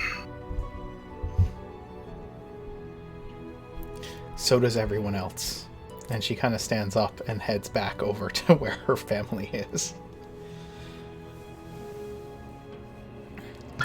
Talus, just every time they stop at camp, just continues to gradually, just Skelify. get the bone, remove the bones, carve the bones, clean the bones. You have a hobgoblin skeleton now. But he does not raise it as an undead. Okay. Interesting. He's just preparing These the bones have a different use prepped. Interesting. Okay. Hmm. Not what I I'm curious expected. now. I don't know. You'll see.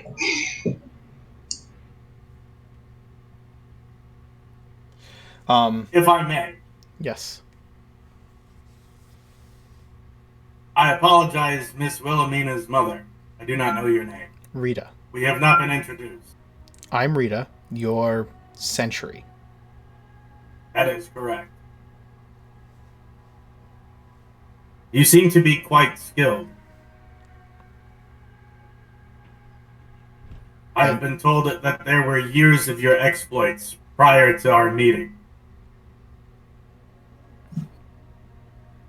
Mostly from stories told by your children. The young ones. Over there.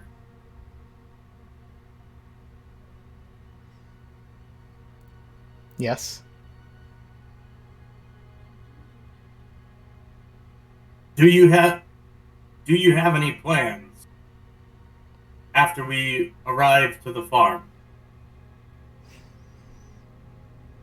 Wilhelmina has suggested that we head to my other son's place of living in Riverdam Raft. I tend to agree.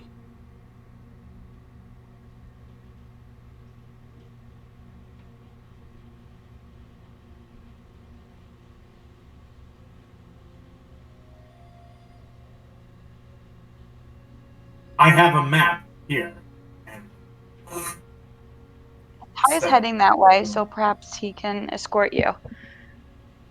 She nods. him- Ty nods too. Yeah, I'd be happy to take you. Between him and your own gear, I'm sure you'll be well protected. Horses, gray mane, spots, cloud, anything you need. We should have a wagon still, I hope, back at the farm. I would not bank on such a hope. It was pretty thoroughly picked through when we arrived. I think I saw a wagon still there. Well, if we...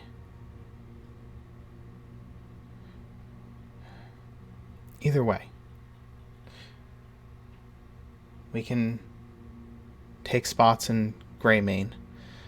I can ride one, your father the other. We can each take one of the kids with us on the horse. That'll be enough.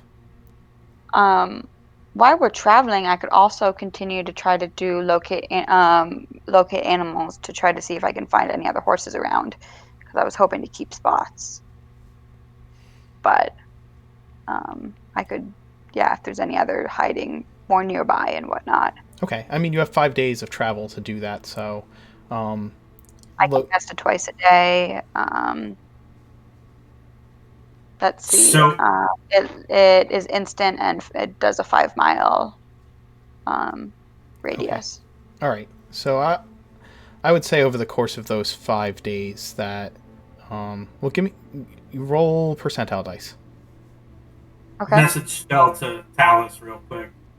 Do not forget to recast Gentle Repose on our deceased friends. Yes, you are able to find another of the horses from your parents' farm, that had run off over the course of those 5 days. Maybe it's a girl, and with Greymane and the girl, they can maybe start up a new farm if they ever wanted to. It's not like they have 50,000 gold lying around that could, help them do that. Absolutely. There goes their retirement fund. They have to restart a farm. Oh, yeah. Yeah, there it goes. I'm sure they won't have any money left over. But yeah, you're able to find... Where was my dowry? I gotta get married just so I can get that dowry or whatever. I don't know. Rita. Century. So I am to assume that you are choosing to relocate. Yes. And rebuild whatever.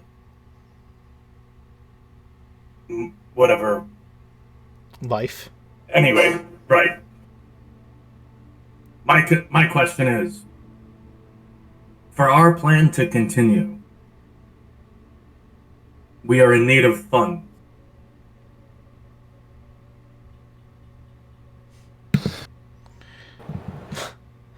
What Century is diplomatically attempting to ask is whether or not we can have, perhaps as a reward for saving you, or as an investment to make sure that Redenberg does indeed fall, and they don't cause this damage to other families in the future to the best of our abilities to prevent them from doing so.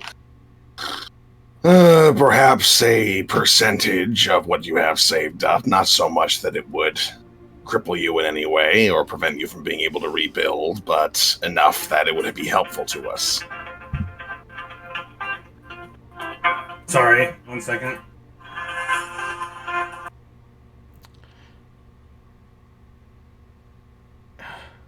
You are mercenaries.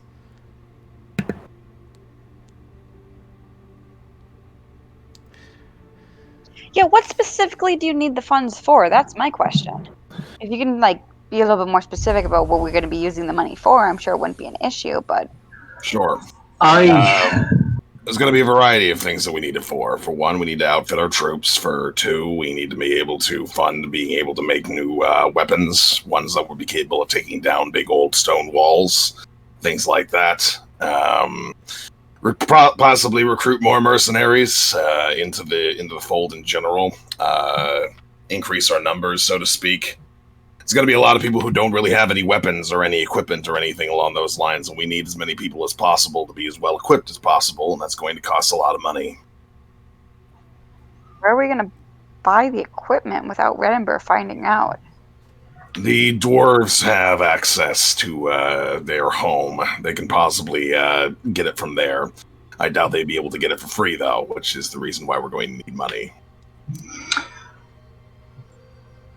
Talus is going to, not quite sure how to interject, kind of awkwardly raise his hand a little bit. Yes, Talus? I have a specific use of money, if this is the concern. Yeah, what is it? I have been doing research into restoring your lost family, and even my most conservative estimates suggest I will need gems worth upwards of 1,000 gold pieces. It is more expensive than I had realized restoring the dead. If I could receive any donations toward this goal, I would be most grateful.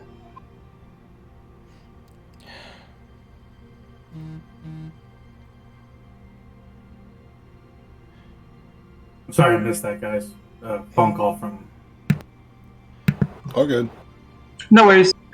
Talus what just I missed- asked for cash to resurrect the dead halflings. That's very fair and reasonable use of it. I don't think anybody's arguing there. Is this gem that you need consumed in the casting? Usually that's how these types of spells work, from what I remember.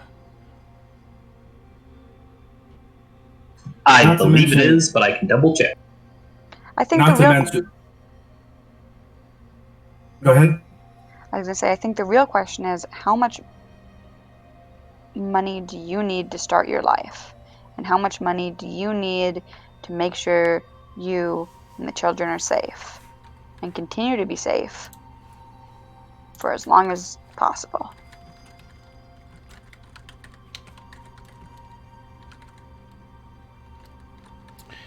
And how important is it to you to fund this? Perhaps you'd rather just move on. It's your choice.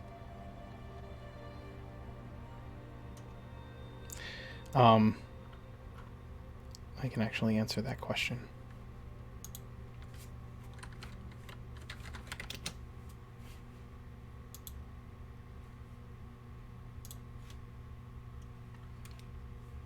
She's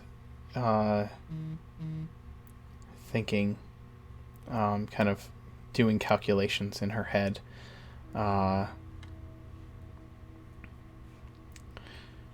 And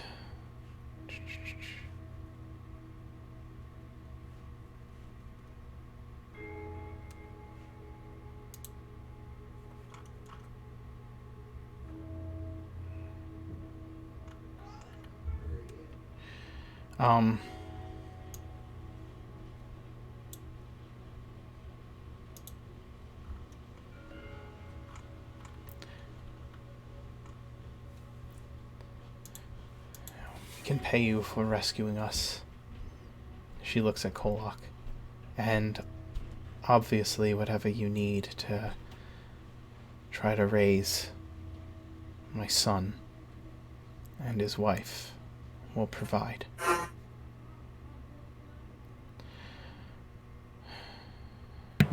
Well, it'll be 2,000 There's also- to be able to raise them. No, it'd be 1,000 total. Just 1,000. Oh, so you just need the one gem.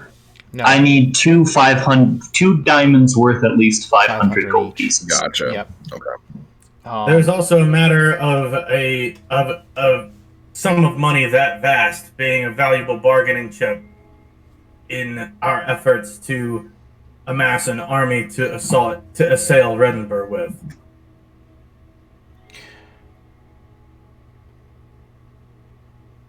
I know that you are a machine, and there are things that you don't understand because of that.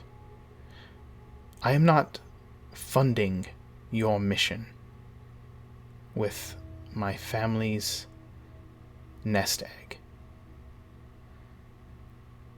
That is not my responsibility. Those children and that man over there, they are.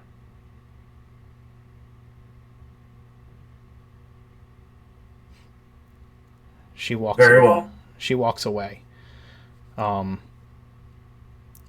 Right as she's walking away, she turns and looks over her shoulder, and she just kind of says, "You'll get your reward." And then continues to go. Eventually, you guys get to the farm. And Rita and Willem tell the kids to gather what things they want to bring with them, and Willem and Ty discuss plans for leaving and the route they will take, while Rita gathers what items are left in her hiding spot in the cave, as well as enough provisions for their journey.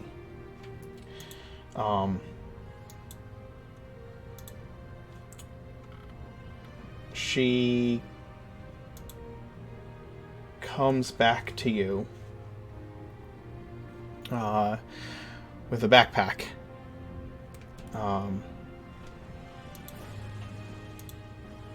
After a little while, what are all of you doing at the farm while she gathers these things? Just keeping watch and making sure that there's no like hobgoblin like encampment that are backtracking and trying to find us through that. Like, I well, assume- they might have gone back to the farms. Let's go there. We're not planning on staying in the farms too long, right? No. Okay, Just then, we're yeah. here until they get their stuff together so that they can leave towards Riverdam. Okay. Alice is just kind of I- idly watching the Care of distance. horses. Okay. Talus is idly watching. Wilhelmina, you said you're preparing the horses? Yeah, I'm just preparing and taking care of them. Okay. Helping my family if they need it. All right. I am bonding one of those short bows that that the skeleton gave Rita. She comes out. She's carrying the bag of holding. She has a backpack slung over one shoulder, and she has the short sword and the quiver and the bow that you all left behind.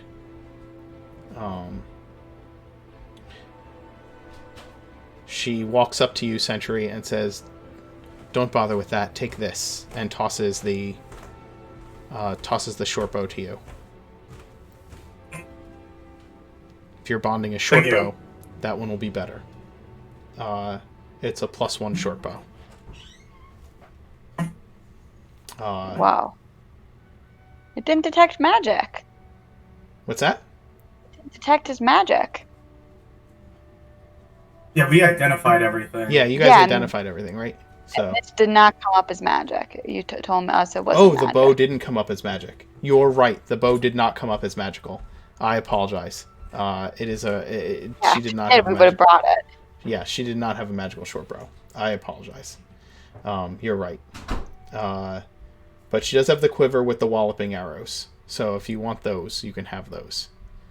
I would love those. Thank you. She has the Moon Touch short sword. I don't think anybody took that, but if you want it, she offers it up to all of you. Need something to protect yourself with? She pats the short sword that you had given her earlier. She's like, "Do you want that one back?"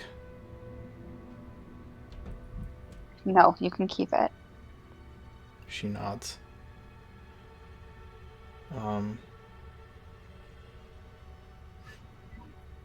Do you want the armor?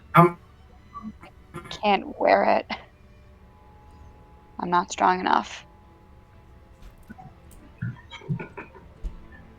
No one can wear it here.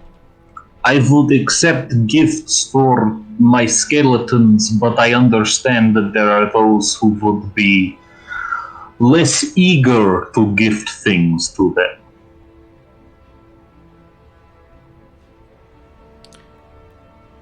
Just wish I could wear it. It's just so sad. How The armor stronger than me. The armor would work better. Will work good on whatever skeletons Talus can raise. Yeah. Outside of that, I don't think any one of us really either can or would use it.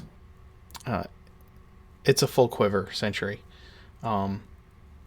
She nods and says, "Well then, I'll hold on to it for now." She takes the backpack off and tosses it to Kolok. I'll check inside, see what's in there. It's pretty heavy. There's a good amount of gold in there. There's 1,000 for the raising. And another 5,000 for your troubles. Was this a special quiver? Yeah, it's a quiver of Alona. My thanks. This is a very generous payment. Wait, how much was it? Altogether 6,000. 1,000 for the gems, so that they can be revived, and another 5,000. I was just curious.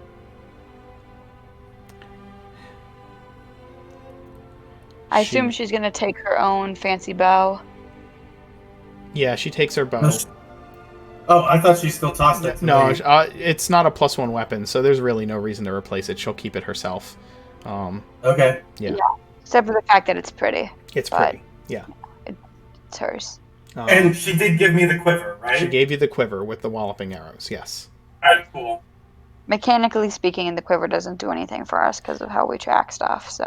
You could put a bunch of staffs into it, spears. You can put a bunch of... there's stuff you can use it for. Mainly the thing will be if you guys ever get lost out in the wilderness for some reason and have to start tracking your resources, it could be useful, but... Yeah. Yep. Plus, if Kolok needs a place to put his big-ass greatsword arrows, he can put them in that.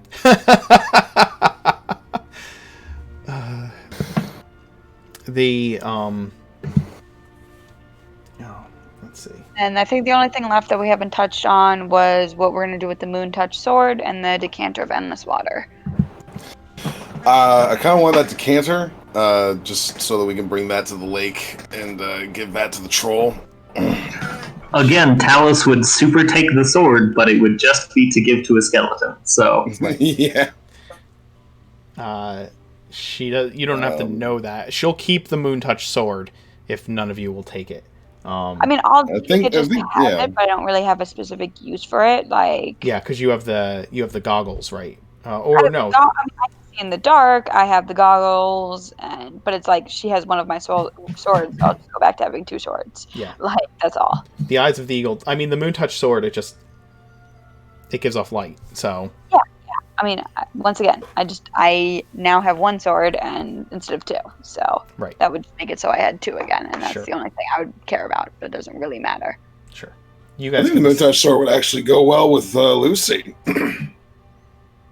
You guys can make those decisions. that's a solid point, but You guys don't need to make those decisions right now. You can talk about it in chat or whatever you want to do with that.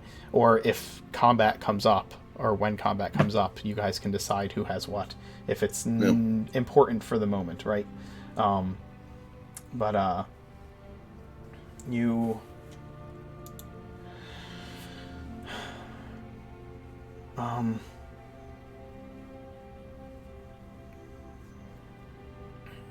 When do you think you'll be able to take advantage of that? She turns to Talus and nods toward the bag of gold.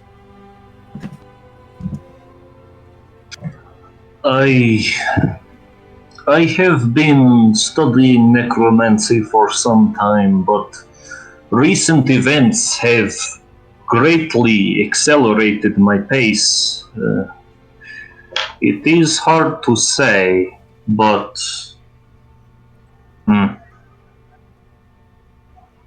I believe within a year at the most, but perhaps within the month.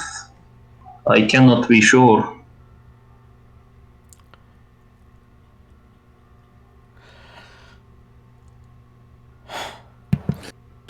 When we do end up reviving, of course, your son and daughter-in-law, and of course Wilhelmina's brother and sister-in-law, we'll send them over to you over in Riverdale.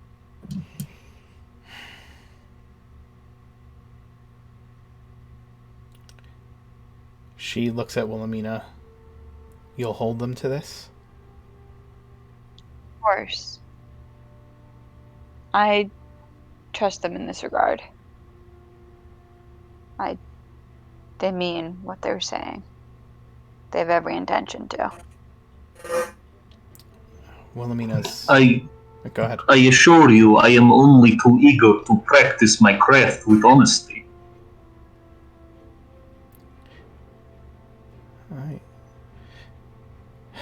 I've seen how much care you've taken with that creature. And I can't think anything differently. Do not worry, they still have their skin. Good to note, Sentry. Sentry, can you, I don't know, scout the perimeter? If you insist. He does. He does insist. He's Warforged. Yes. I don't know. I just call him a golem. He doesn't really like that. That's why he calls me a lizard. You're not. No, I'm a dragonborn. Proud of it too. Suck it, Kolak. My apologies. I've never seen a dragonborn before. I assumed you were a lizard man.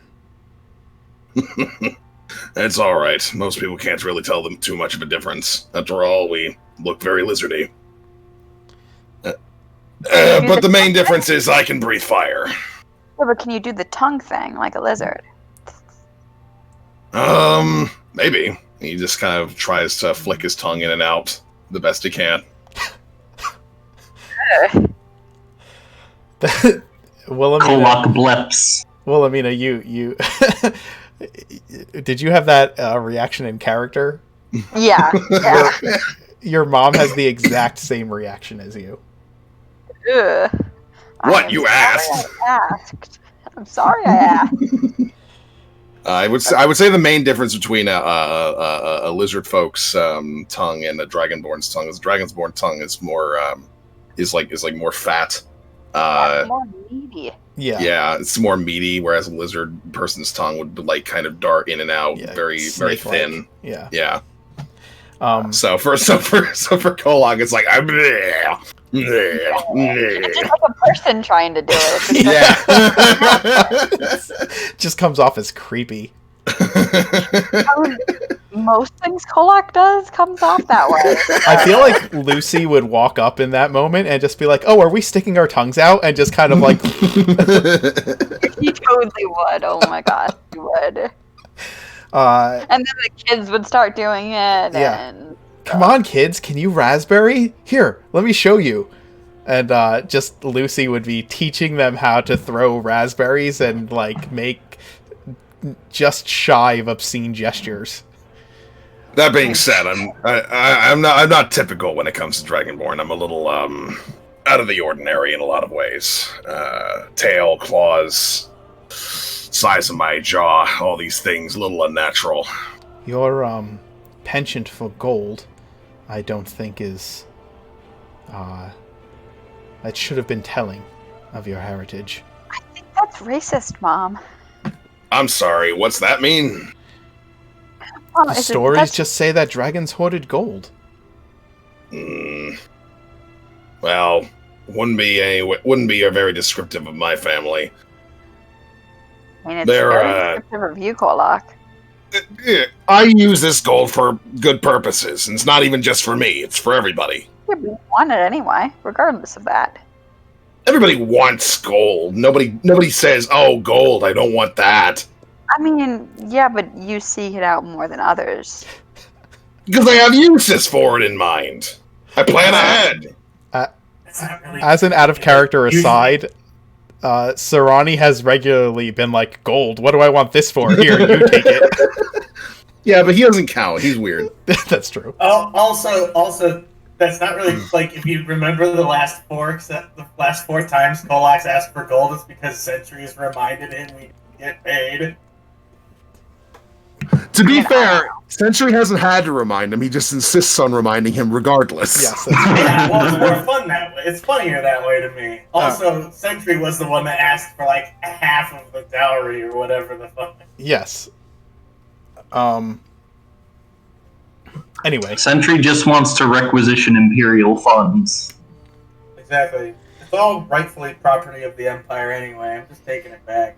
the Anyway, you Back- guys should back to the have scene Mom at and hand. Dad come visit you for the holidays. Yeah. Bye. so yeah, Ty is you've gotten the horses ready. Ty has loaded up his things and comes over, and well, looks like I'm going to be going then. So Kolok's going to kind of put a hand on Ty's shoulder and give him kind of a nod before, like, wrapping his giant arms around him and, like, picking him up in a hug and just, like, shaking him. Ty gives a laugh and hugs back. Listen, kid, if you ever need to come back, you always have a home here, okay? Yeah, I know. I don't know if this is for me, though. I have to figure that out.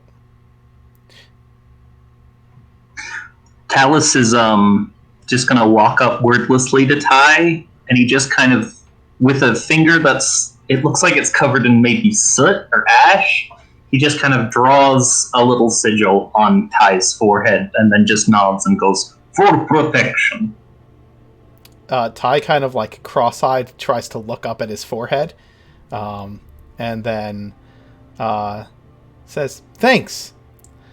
It'll probably wash off, but I'll keep it there for now." It is not permanent protection. I don't think you should try and fit any more bodies into those barrels. They might get smushed. I will get more barrels if necessary. You get more carts and horses. Make sure you take Yeah. care of everybody. You know, keep them healed.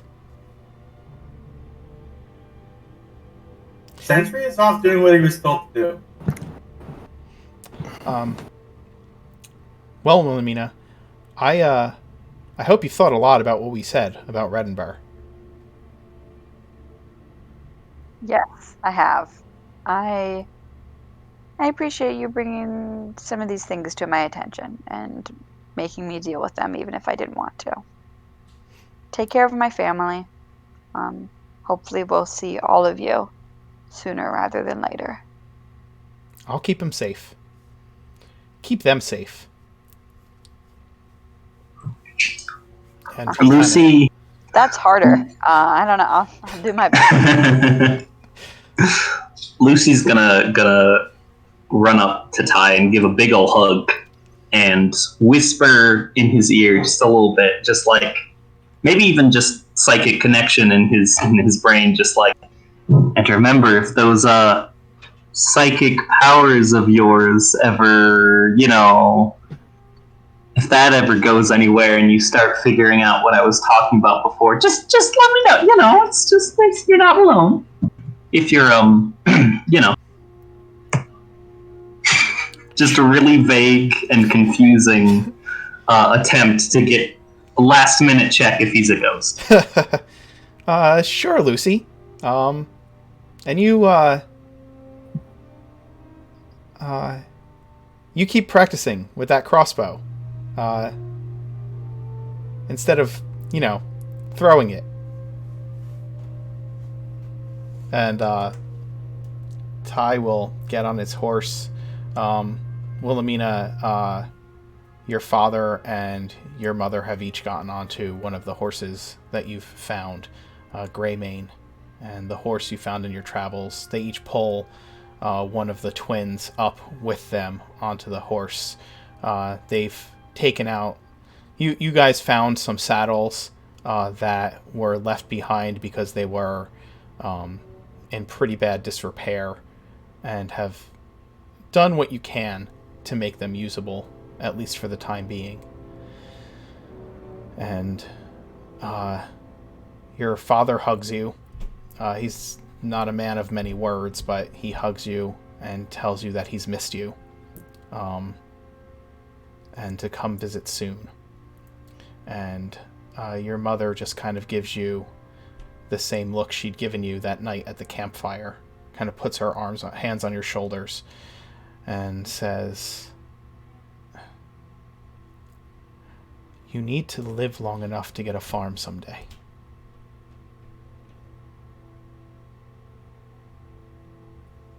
Wilhelmina will nod and not really say anything else, and then say to Hannah and Finn, keep them safe now. We don't want them to get in any more trouble, okay? Finn kind of nods fiercely when you say that, and Hannah smiles at you. When you come back, Hannah says, you'll have to tell us your stories, like Mom's stories. Wilhelmina kind of like hesitates for a second and then nods. I'll see if I have any stories as great as those to tell. Hannah like smiles and says, "You will," and turns around. Your mother nods and says, "I'm sure she's not wrong. Be careful. Keep your head." She gets on the horse with Hannah, and they give one last look back and a wave and ride off. Sentry, you're patrolling the perimeter when Ty and the Farbrooks approach the edge of the farm to head onto the road towards Riverdam Raft. Ty kind of waves to you as he moves up to the perimeter. "Hey, Sentry." Hello, Ty. He kind of nods to Wilhelmina's parents to ride forward, and slows up to kind of ride over to you. "Hey, while I'm gone, can you try something for me?" I will make an attempt. Just try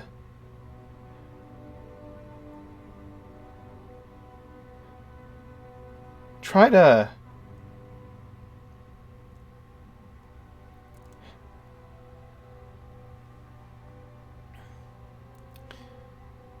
I'm just looking up at him. Not, yeah, like, he's barely moving. contemplating.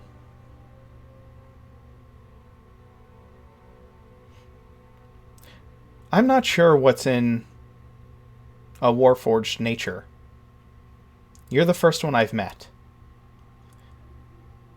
But you seem like you want to protect people. And sometimes you don't do that in a way that's very protective. Maybe try to figure that out."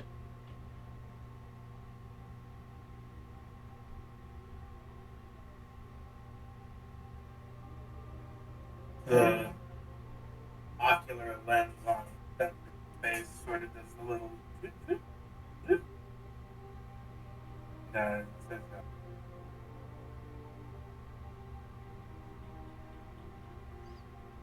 I will make an attempt. Okay. I'll see you around. He Use a tiny nod. and he rides off to catch up to Wilhelmina's family.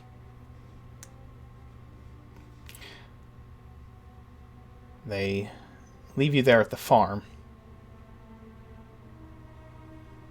Just the 5 of you, and the familiars, and the dogs, and the new skeleton, And the horses. and the horses.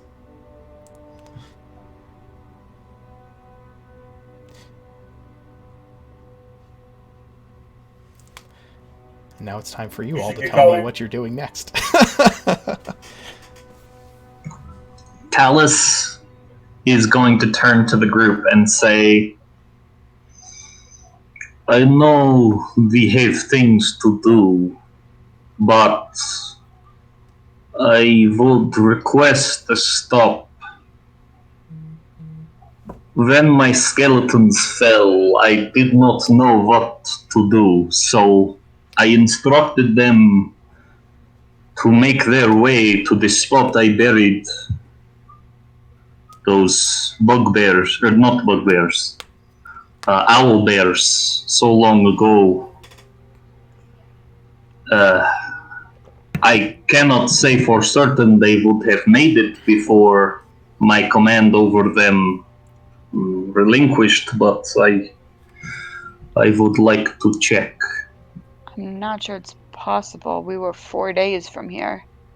We have a lot. We still have a lot of stuff that we gotta do. How long does the control last? Only the day, but sometimes they echo your last command, but very well. They will have to make their own way in the world for now. He looks a little bit somber at this. Don't worry, Talus. They're your skeletons. I'm sure they've been extremely well trained. Sentry sort of like reaches over it slowly and pats Talus on the shoulder, like just bonk, without saying anything. He seems grateful for this in the same way that a dog is grateful for a pet. Unfortunately, Talus, I do not believe that it would be responsible with our use of time for us to make that sort of detour. I understand this. We can carry on then. The question I have for the group is, we still have this bounty assignment to complete with Redenburg. And what we need to decide right now is whether or not we are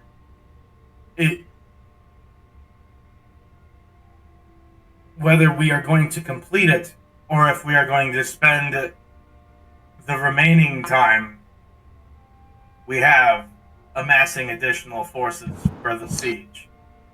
I have an idea on that front. This gives us at least a little bit of an excuse to head down towards the lake that we sent the troll to. I mean, give the decanter to the troll. I'm sure he'll be real happy about having a source of water. So that gives us time to do that.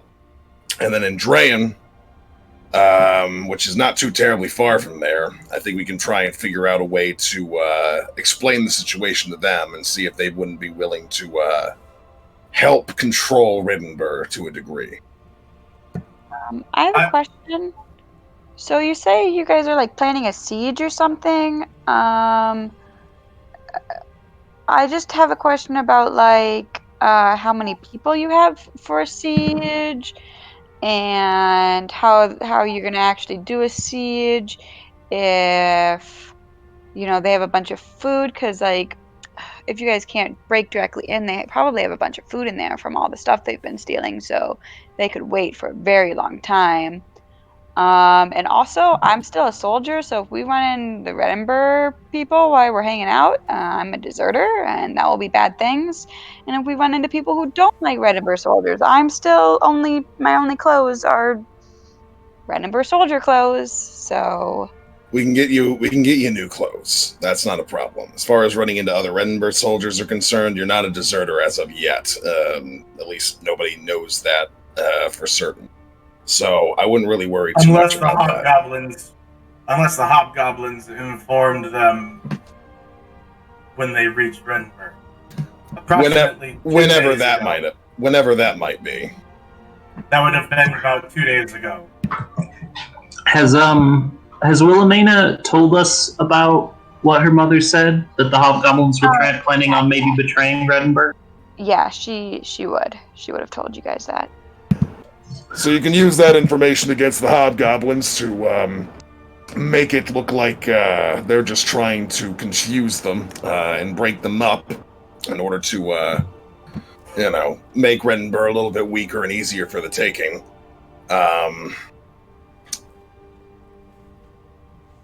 We've got plans right now. I think the plan at the moment is we're going to do ourselves a little circle. We're going to head down to the lake. We're going to give that troll his decanter and tell him he's ready to go when we need him. He's going to be one of our main siege things. We're going to be using him to help destroy the walls. What I want to do is I want to commission the dwarves to make a few things. A couple catapults, an additional little wagon for me, and some nice large metal sheetings that the troll can use for armor. I think you're forgetting something or not considering something here, Kolak. Remember, the Hobgoblins are planning to mount an offensive against Reddenburg. We should let them do that. We should focus I'm on protecting the Reddenburg civilians and getting them to safety, and let them fight against each other, and then they'll both be weaker in the end. when are they going to do the attack? You don't know. Sooner rather than later, from my understanding. Considering that they just lost a good 100 soldiers, I'm guessing they're going to do a little bit of recouping effort first. That gives us some time. They're headed back to their base, correct? Their fortress. I just get concerned with the concept of us going out and start trying to find supplies and doing all these things when Red already highly suspicious of us, and the Hobgoblins already know who all of you guys are. Which, by the way, thanks for mentioning that to me, for telling me that, because they know who you are, and they don't like you. So that was, oof! I almost got me in a tight spot. But anyway, yeah. So, what besides destroying Reddenburg? Because you guys weren't trying to destroy Reddenburg in the beginning. What are you guys trying to accomplish? Right now, we were planning on taking Reddenburg back from the Lord. That was the main plan. Lord Groff is clearly incapable of leading the town in any particular constructive way, and he's just kind of doing whatever he's told as far as whoever is leading both the Hobgoblins as well as Reddenburg together. Somebody is in control of this whole thing, and they have information on who, and after we take back Reddenburg, then we have their information on who is leading them. From there, we can start planning on attacking that person as well. Okay, well, not to like interrogate you too much or whatever, but like I'm wondering about how you guys got involved in this all stuff in the first place. Like when you guys were working for some sort Ridgeford. of priest at Ridgeford, yeah. You haven't told her about the spear. She has no idea. You haven't told me about any of this. I am. Well, if you're going to be involved, you might as well be fully informed. I mean, it's just hard for me when I learn more about you guys and what's going on from the enemy than when I learn about it from you guys, because I learned all this from the Hobgoblins. Let me be clear about what's going on then. A lot of us met in Ridgeford. We were all there for different reasons. But we all ended up taking a job for the priestess there. She said there were some hobgoblins that were attacking the roads. So, she wanted them gotten rid of. So we went and we did our thing. We got rid of some hobgoblins. We got attacked by some while we were traveling on the road, tracked them back to their camp, took out a decent portion of that camp, and then made our way back. Got a reward for that, and the priestess said that there was also some bandits that weren't hobgoblins on the road. So we went out and took care of them as well. Turned out those bandits were, well, Reddenburg soldiers disguised as bandits. Took out that whole camp as well. And when we came back, the entirety of Reddenburg was being attacked by that whole hobgoblin force that you saw, plus a giant gargoyle that was circling the main keep in Ridgeford. We did a little bit of work as far as making sure to save as many civilians as we could, as well as their resources. But of course, we couldn't fight off the entire force. In the end, we managed to get off lightly with the leader deciding to just have us have a little bit of fun and beating up Sentry. From there, we did a little bit of investigation as to why they were attacking in such a large force, and we found out that they were looking for an artifact that was lying in the tombs underneath Ridgeford. The artifact is known as the Spear of Morrigan. Now, while everybody else here I wouldn't consider to be big worshippers of her, she is my main deity. The reason why I'm able to control myself to the level that I am. As such, it is my responsibility to serve her interests, which means getting that spear back. Now, even if you don't care about Morrigan in particular, the spear is still very important. Because the reason they have that is because, according to legends, whoever wields the spear can never fail in battle.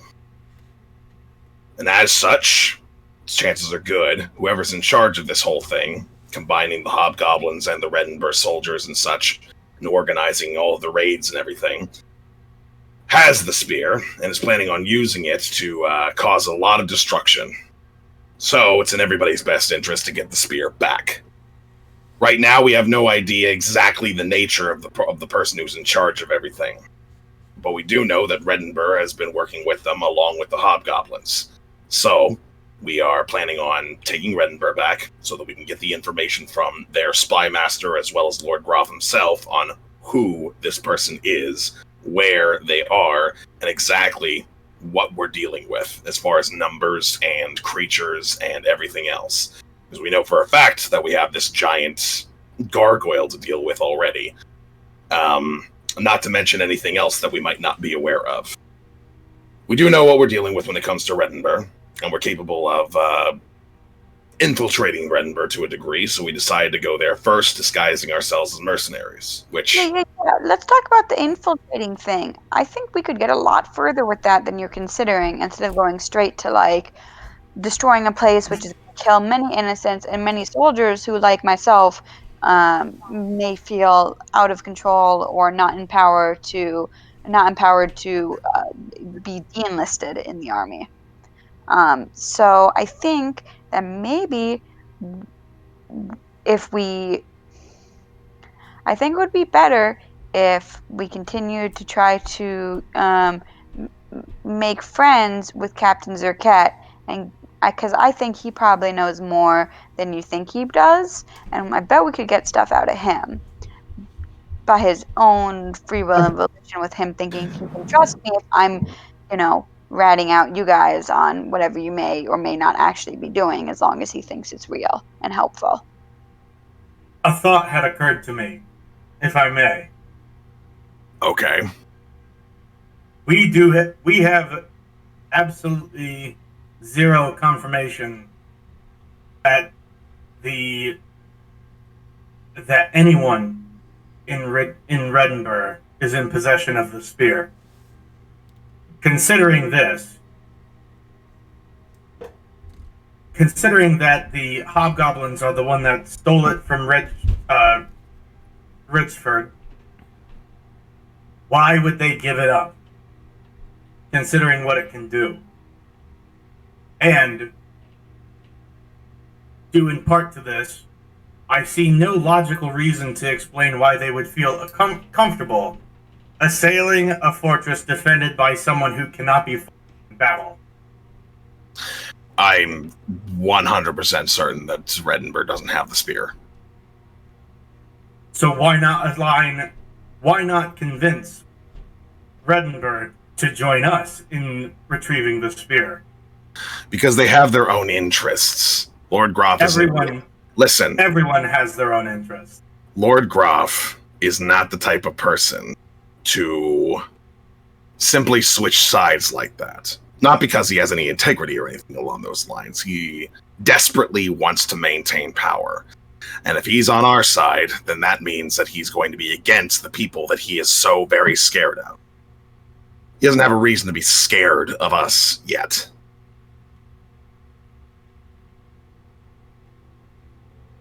So are you suggesting that Redenburg is actually under duress from this hobgoblin force? I wouldn't doubt that Lord Groff is just following wherever the power is. However, that is meaning that he is complicit in his orders that he gives to his soldiers to raid all the different towns and villages and such that they have been doing. It's not like they couldn't have just stockpiled themselves in their own city and told the hobgoblins and whoever's controlling them to fuck themselves. They could have done that, but they didn't. And as far as I'm concerned, that's reason enough to take control away from them, because they're not capable of handling the situation.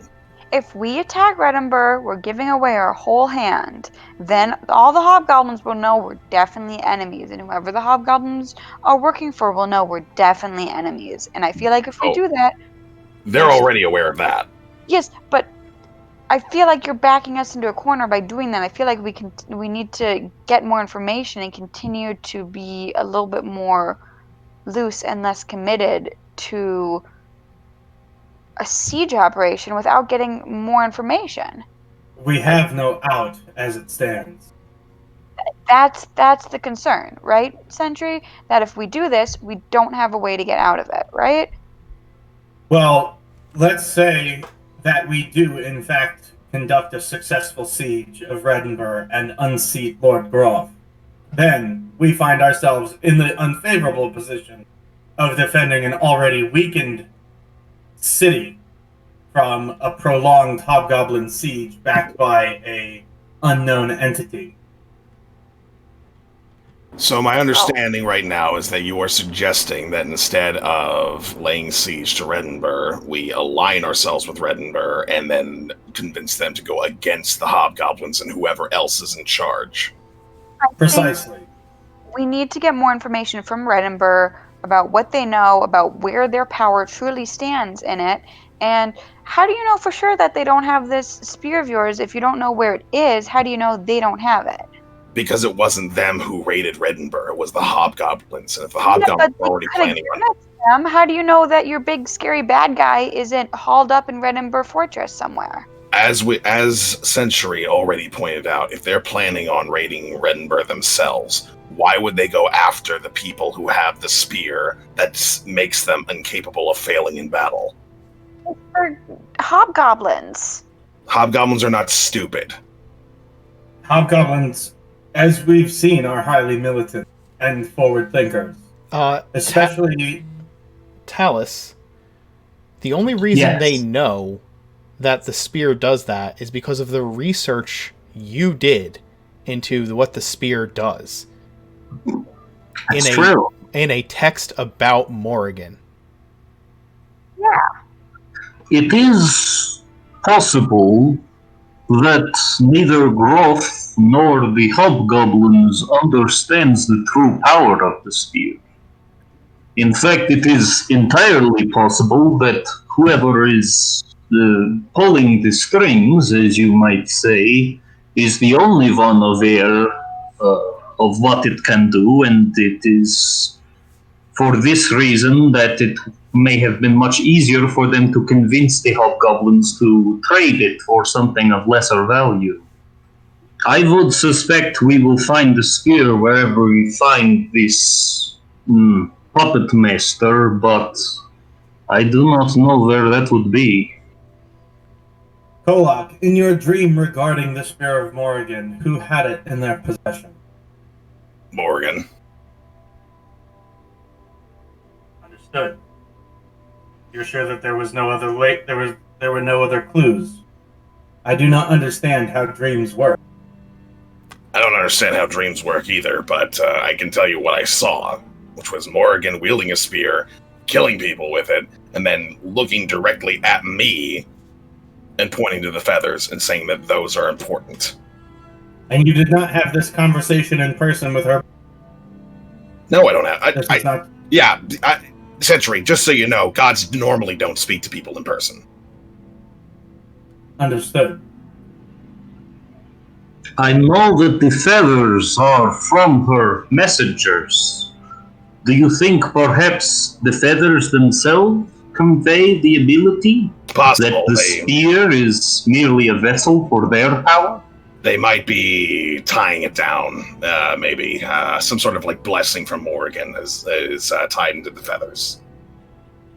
My suggestion would be to at least put ourselves in a more favorable negotiation position with either Reddenburg in either their surrender or their allegiance. We need to put them in a position to where they understand that surrender is necessary to a degree, though. As far as they're concerned, it's literally just us. Yes, and forgive me if thinking that 100 or so dwarven refugees, the citizenry at large, a river troll that's dehydrated, and the 6 of us is enough to accomplish that. We need more allies. That is what I was considering us doing. We were going to head down, we were going to make sure that the troll gets hydrated, and then head to Drayan and see if we can't get them to ally against Redenburg. I do not believe that giving the troll the decanter is a wise choice, but you are the commander and I will defer. That said, it does not need to be our first stop. I agree that it might not necessarily be a wise choice, and at the very least, it shouldn't be what our concern is right now. I think our concern should be, instead of making rash, undoable decisions, like turning someone into an enemy that can't be undone, we should do what we were told to do and report back. And if for whatever reason that doesn't work out, we should go from there. But I think we should continue to at least appear to ally ourselves with Edinburgh. Lucy, I'm perfectly okay with maintaining appearances. However, if we're going to negotiate with them and tell them that they should either surrender or join up with us or anything along those lines, we require leverage. And right now we don't have that. Any of that right now. I think we need information, and I think the only way we're going to get information is by earning their trust and getting them to tell us these things that we need to know. Right now, they are already incredibly suspicious of us, and if we arrive back, reporting back with nothing, then they're going to essentially cut us out. So we're not going to do nothing. We're going to either make an excuse like, I don't know, we were rescuing my parents because they got kidnapped, or we will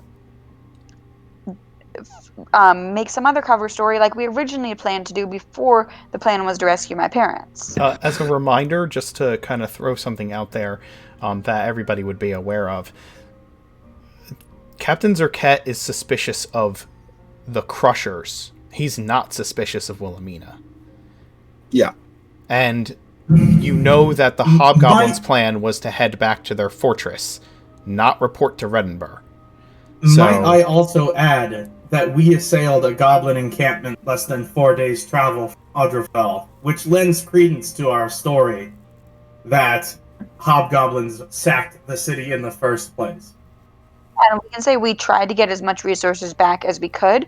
We'll just take whatever food my parents have left over in the cave that they didn't take with them, bring that back, say this is what we found, and move on. there is a bunch of food in that cave.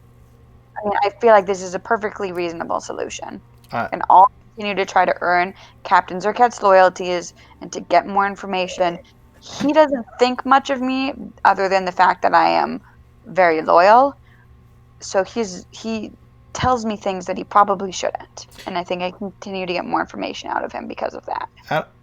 Out of character, I want to ask, I want to kind of just lay out what your options are out of character so I'm aware of what your choices are, okay? There's go to Drayan, right? That was one of the options, was go to Drayan. Another one of the options was go to the troll and give him, and at least do something about the troll. And then another one was what? Go back to Redenburg? Are those the three options you guys are deciding between? Or is there something else that I'm missing? No, I think all of those are on the docket right now. As far as just to be clear, Kolok's plan is to kind of do all three. I know. Where my concern as the DM is you guys need to decide first. Where you're going first. I think we should go to Redenburg. I think we should get as much food into this cart as we can, and because if we don't report back to Redenburg within, I'd probably say another week or so, that's it. We've burned that bridge. We didn't do what they told us to do, and I think we're done. And I feel like at this point in time, we shouldn't be closing off our options. You have been gone for 8 days at this point, since Captain Zerket left. It's been about 8 days, maybe closer to 9. I think it's really important that we don't close off any of our options yet. That's just my opinion, though. And I'm newer to the game. I don't know as much, but this is just what I think. I believe she is correct.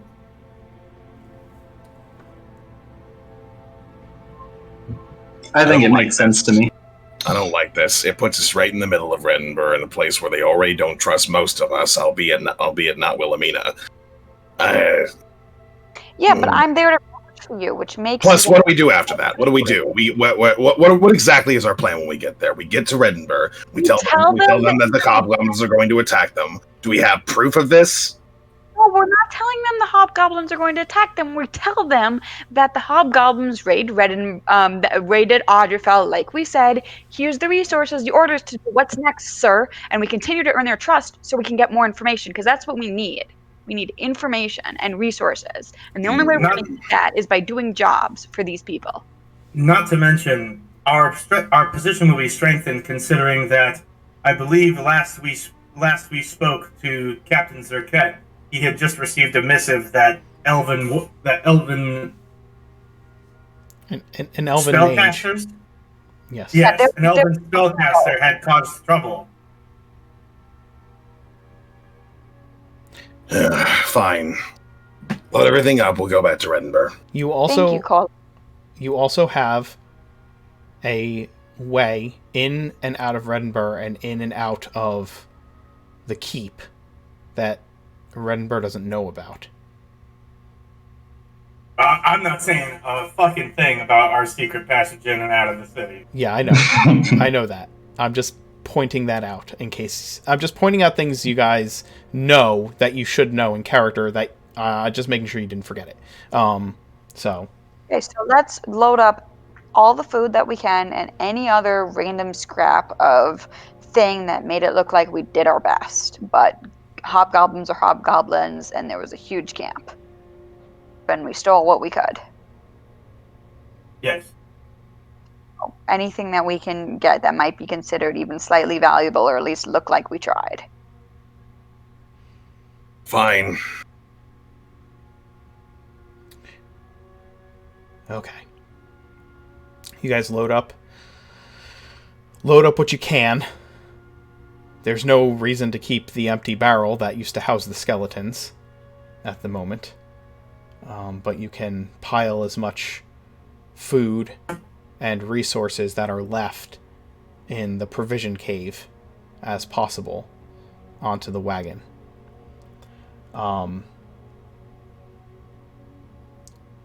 You have the 6,000 gold and the new trinkets. And with Kolok being a bit incensed, and the rest of the party getting on board with what plan they've cobbled together, you head back to Reddenburg. It's going to be a few days to get there. Oh man, we're going to be ahead of the Tuesday game? That means that you will probably arrive in Reddenburg. By the time you arrive in Reddenburg, it will probably be actually the day before what just took place in the Tuesday game. But I think we'll kind of call the session here with you guys heading back to Reddenburg, and we can do some affirmations, and you guys can level up after the whole battle at the Hobgoblin War Camp. Again, Kolok's not happy with this decision, but he is going along with what he thinks, what he believes everyone thinks is the best plan. We'll see if he's right, or if the rest of the party is right when you get to Reddenburg. For now, you guys kind of head out, minus Ty. Unsure of what your position will be. If you don't mind, before we do affirmations, I would like to take like a 5-minute break, and then we will come back and do that. Okay? Okay. Sure thing. Thanks, guys.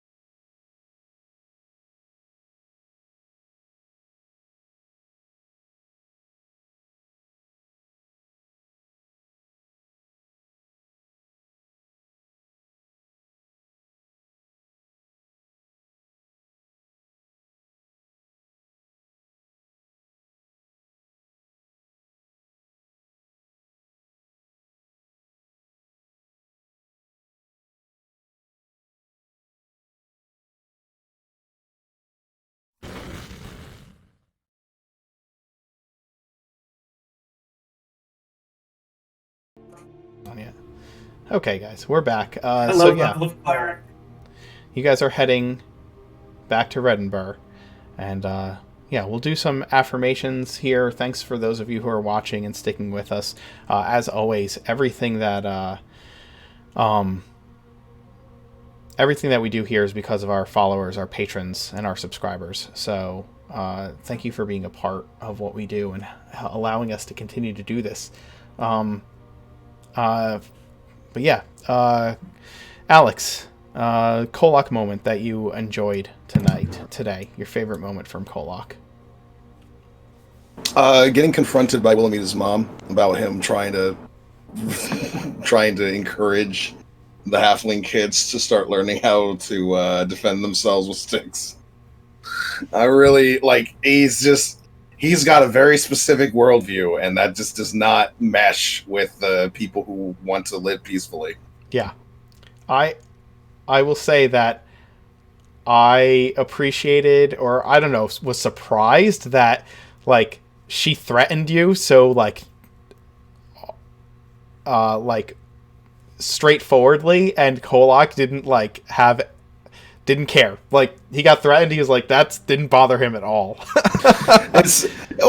Being threatened is just kind of like normal for him. It's just even in general, before he even hit Ridgeford, like, people were just like, big old dragonborn coming into town has a giant sword. If you start trouble here, I'm watching you. Like, yeah, I know. He's been dealing with people like thinking that he's gonna do some bad shit for a while and like giving him threats and shit, so he doesn't really care about that. As far as like the idea of retaliation is concerned, she's just trying to protect her kids in the way that she believes is the best way to do so, and he can at the very least understand that. As far as he's concerned, as soon as he forms a pack, he would act the same way with them. So it's not something he doesn't understand. Sure. Other Kolak moments today? People appreciated? Yeah, like the whole tongue thing. I don't understand. Kolak bleps. I just liked the moment when it was Kolak just got the message from Sentry, like, Talus has the bodies in the barrel, and Kolak just kind of had to, in the moment, refactor what he was saying, just with, like, Talus, okay, of course Talus has the bodies in the barrel. Okay, what am I gonna say to these people? It's always fun when Kolak serves as our friendly diplomat. Especially since that's not something he's suited to do. Nope, but it's so much better. Absolutely. Any others? And chat, if you have any favorite moments that you'd like to just share with us about the characters, we just ask that if you do, share one for, each of the characters. But we want to hear from you as well. You can participate. It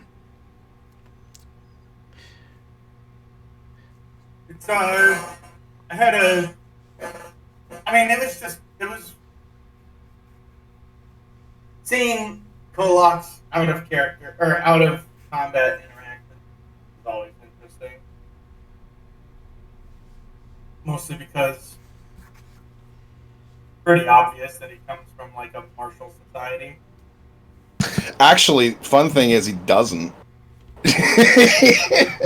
That's the reason why he left.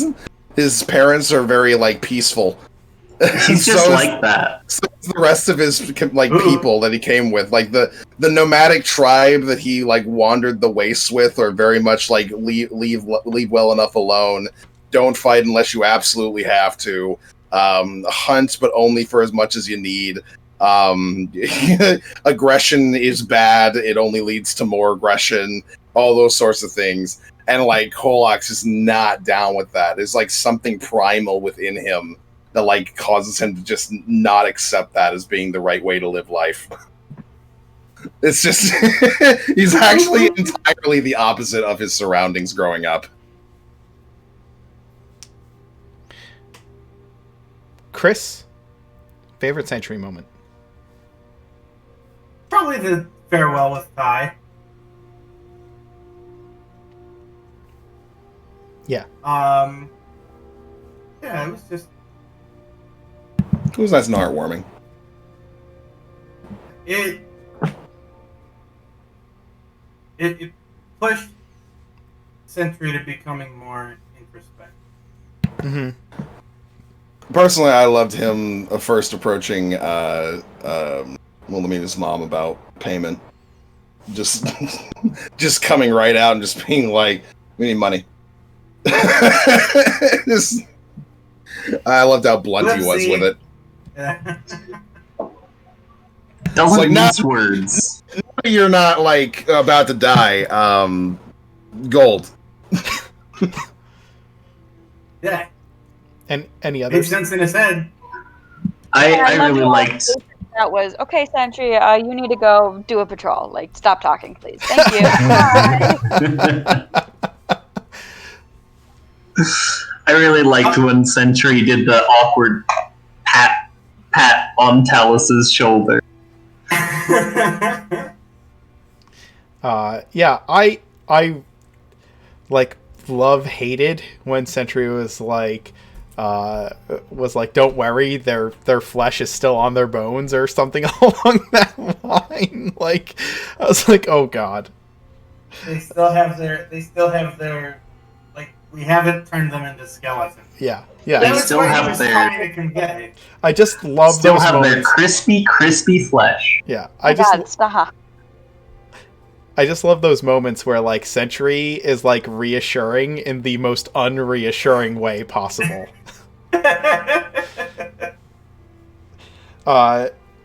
Fiona, your favorite Talus moment for today? Favorite Talus moment today. I don't know. I really enjoyed that early escape scene and just Talus trying to manage his skeletons and also healing people and also all that, and then the tragedy of losing his skeletons. Talus is alone. He has no skeletons now. Poor Talus. Felt so bad when they fell off the cart. I was like, oh, there goes Talus's friend. Bye. Bye. See you, Mjolnir. Yeah, like I was counting the cost of what you guys of rescuing Wilhelmina's parents, and the biggest cost was for Talus was the loss of his skeletons. Like, he went down in the fight and went unconscious, and yet the biggest loss for him was the skeletons. Oh yeah, absolutely. So bad. I only took like 3 points of damage, and that was during the chase. And it was my parents we were rescuing. Whoops. I feel like I'm even more in danger personally, but personally, I liked Talus just like insisting that he needed the Hobgoblin commander's bones. Like, I needed them. no, I need them. I'm like, oh, I'm sorry, I interrupted. I apologize. no, it's like, I still want to know what they're for. yeah, we all do, man. Next session they will be used. I want Lucy here. Ah, okay. Oh man. I loved all of the imagery with Grim during the chase scene of him like barking to like encourage the horses to go faster, or like turning around to growl at the enemies that were coming after them, and all of it being completely ineffective, but still like He's just trying his best. he's Okay, trying his best. He's just a little He did guy. nothing, but he sure did do it. He went did. out of his way to try. he's He a did puppy. something for us, right? Like, He's just a puppy trying to be a big borker, and he's not managing it, but he's trying really hard. trying so hard.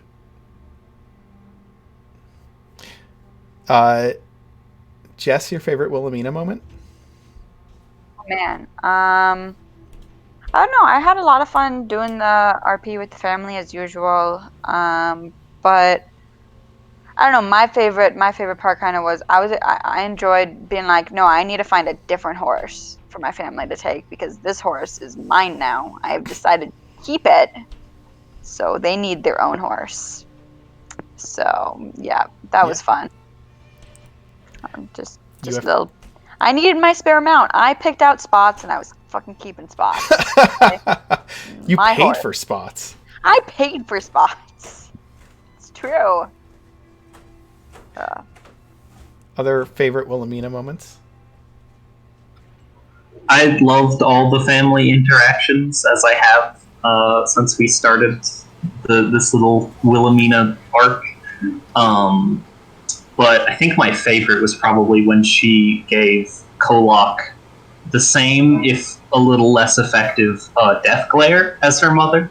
Oh, That was pretty good. yeah, that was fun. I do love. There's something about like Wilhelmina's insistence on maintaining an alliance, so to speak, with Redenburg. I feel like a lot of it has to do with the sort of sympathy that she has for the rest of the soldiers, in the sense that they're in the same position that she was in, and she feels kind of awkward with the notion of like considering them enemies to any degree, which I guess is something that also prevents her from really seeing herself as like a double agent, because I think to her, from what I understand based off of like everything that's happened so far and everything that she's said, she doesn't want to be against Redenburg. She just wants Redenburg to be better. And I don't know, there's like a weird idealistic motivation there that kind of like prevents her from being entirely myopic as far as like a worldview is concerned.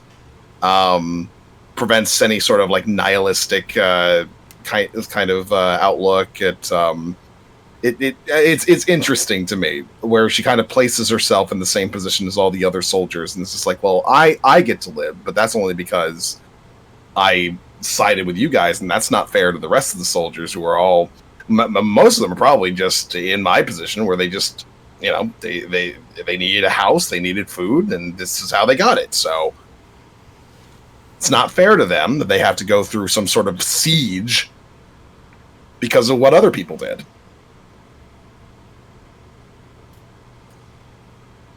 Yeah. I don't know that that's too far off the mark for where Wilhelmina's at, I would say. I don't know if it's all true, but it's definitely not all not true.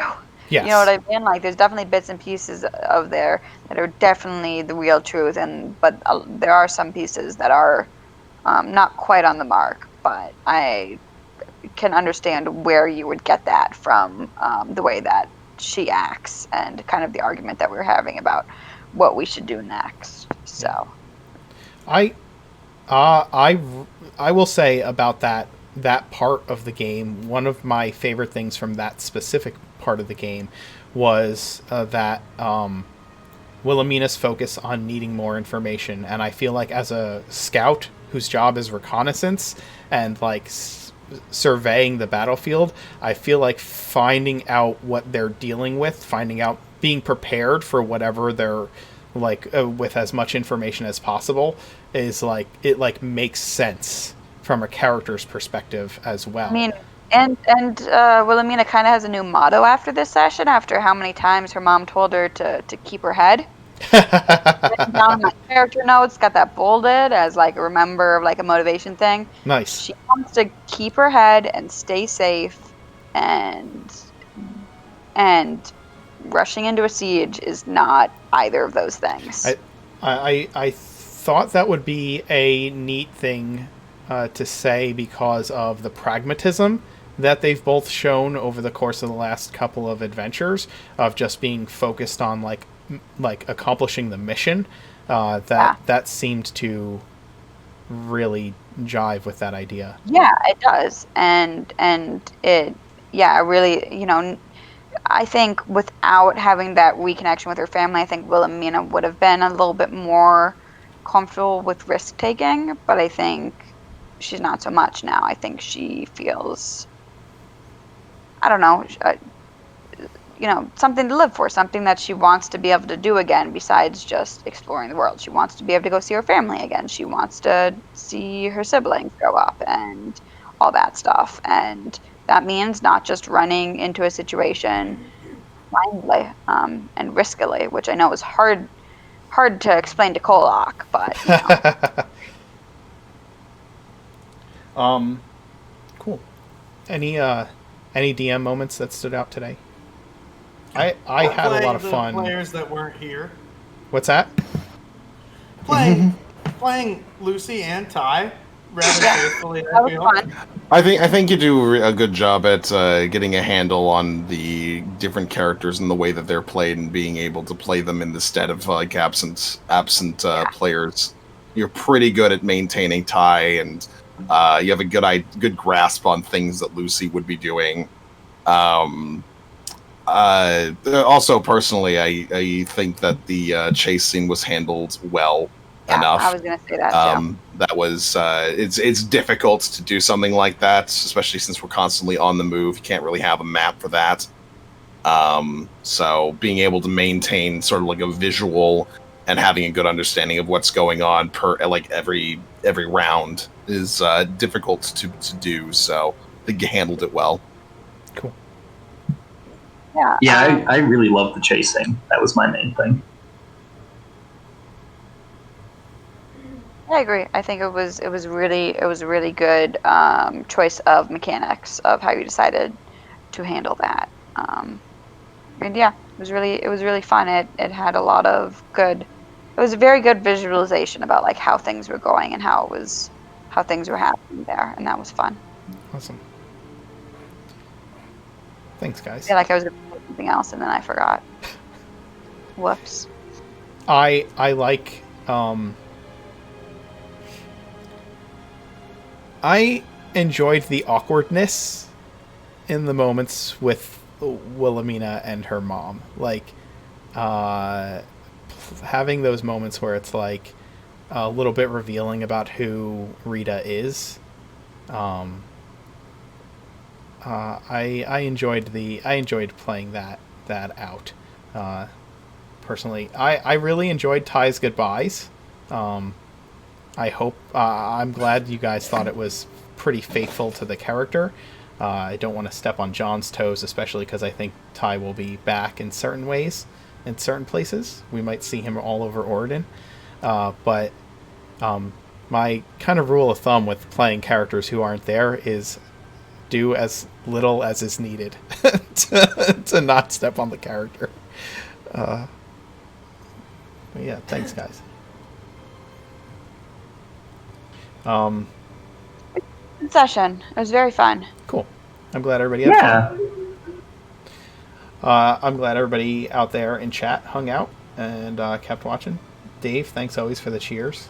I think you got the top spot again for this month. So it's his job. It is his job. And we'll see you all next week. Tonight at 7:00 is the Dance Macabre. We have a special guest star on this evening from Paradise RPG. So come check that out. It's going to be a really fun, exciting time. We'll get to hang out with a new player from another stream, so that's cool. And yeah, other than that, we'll be back on Friday with Ark and their shenanigans. So thanks for watching, guys. We'll see you around.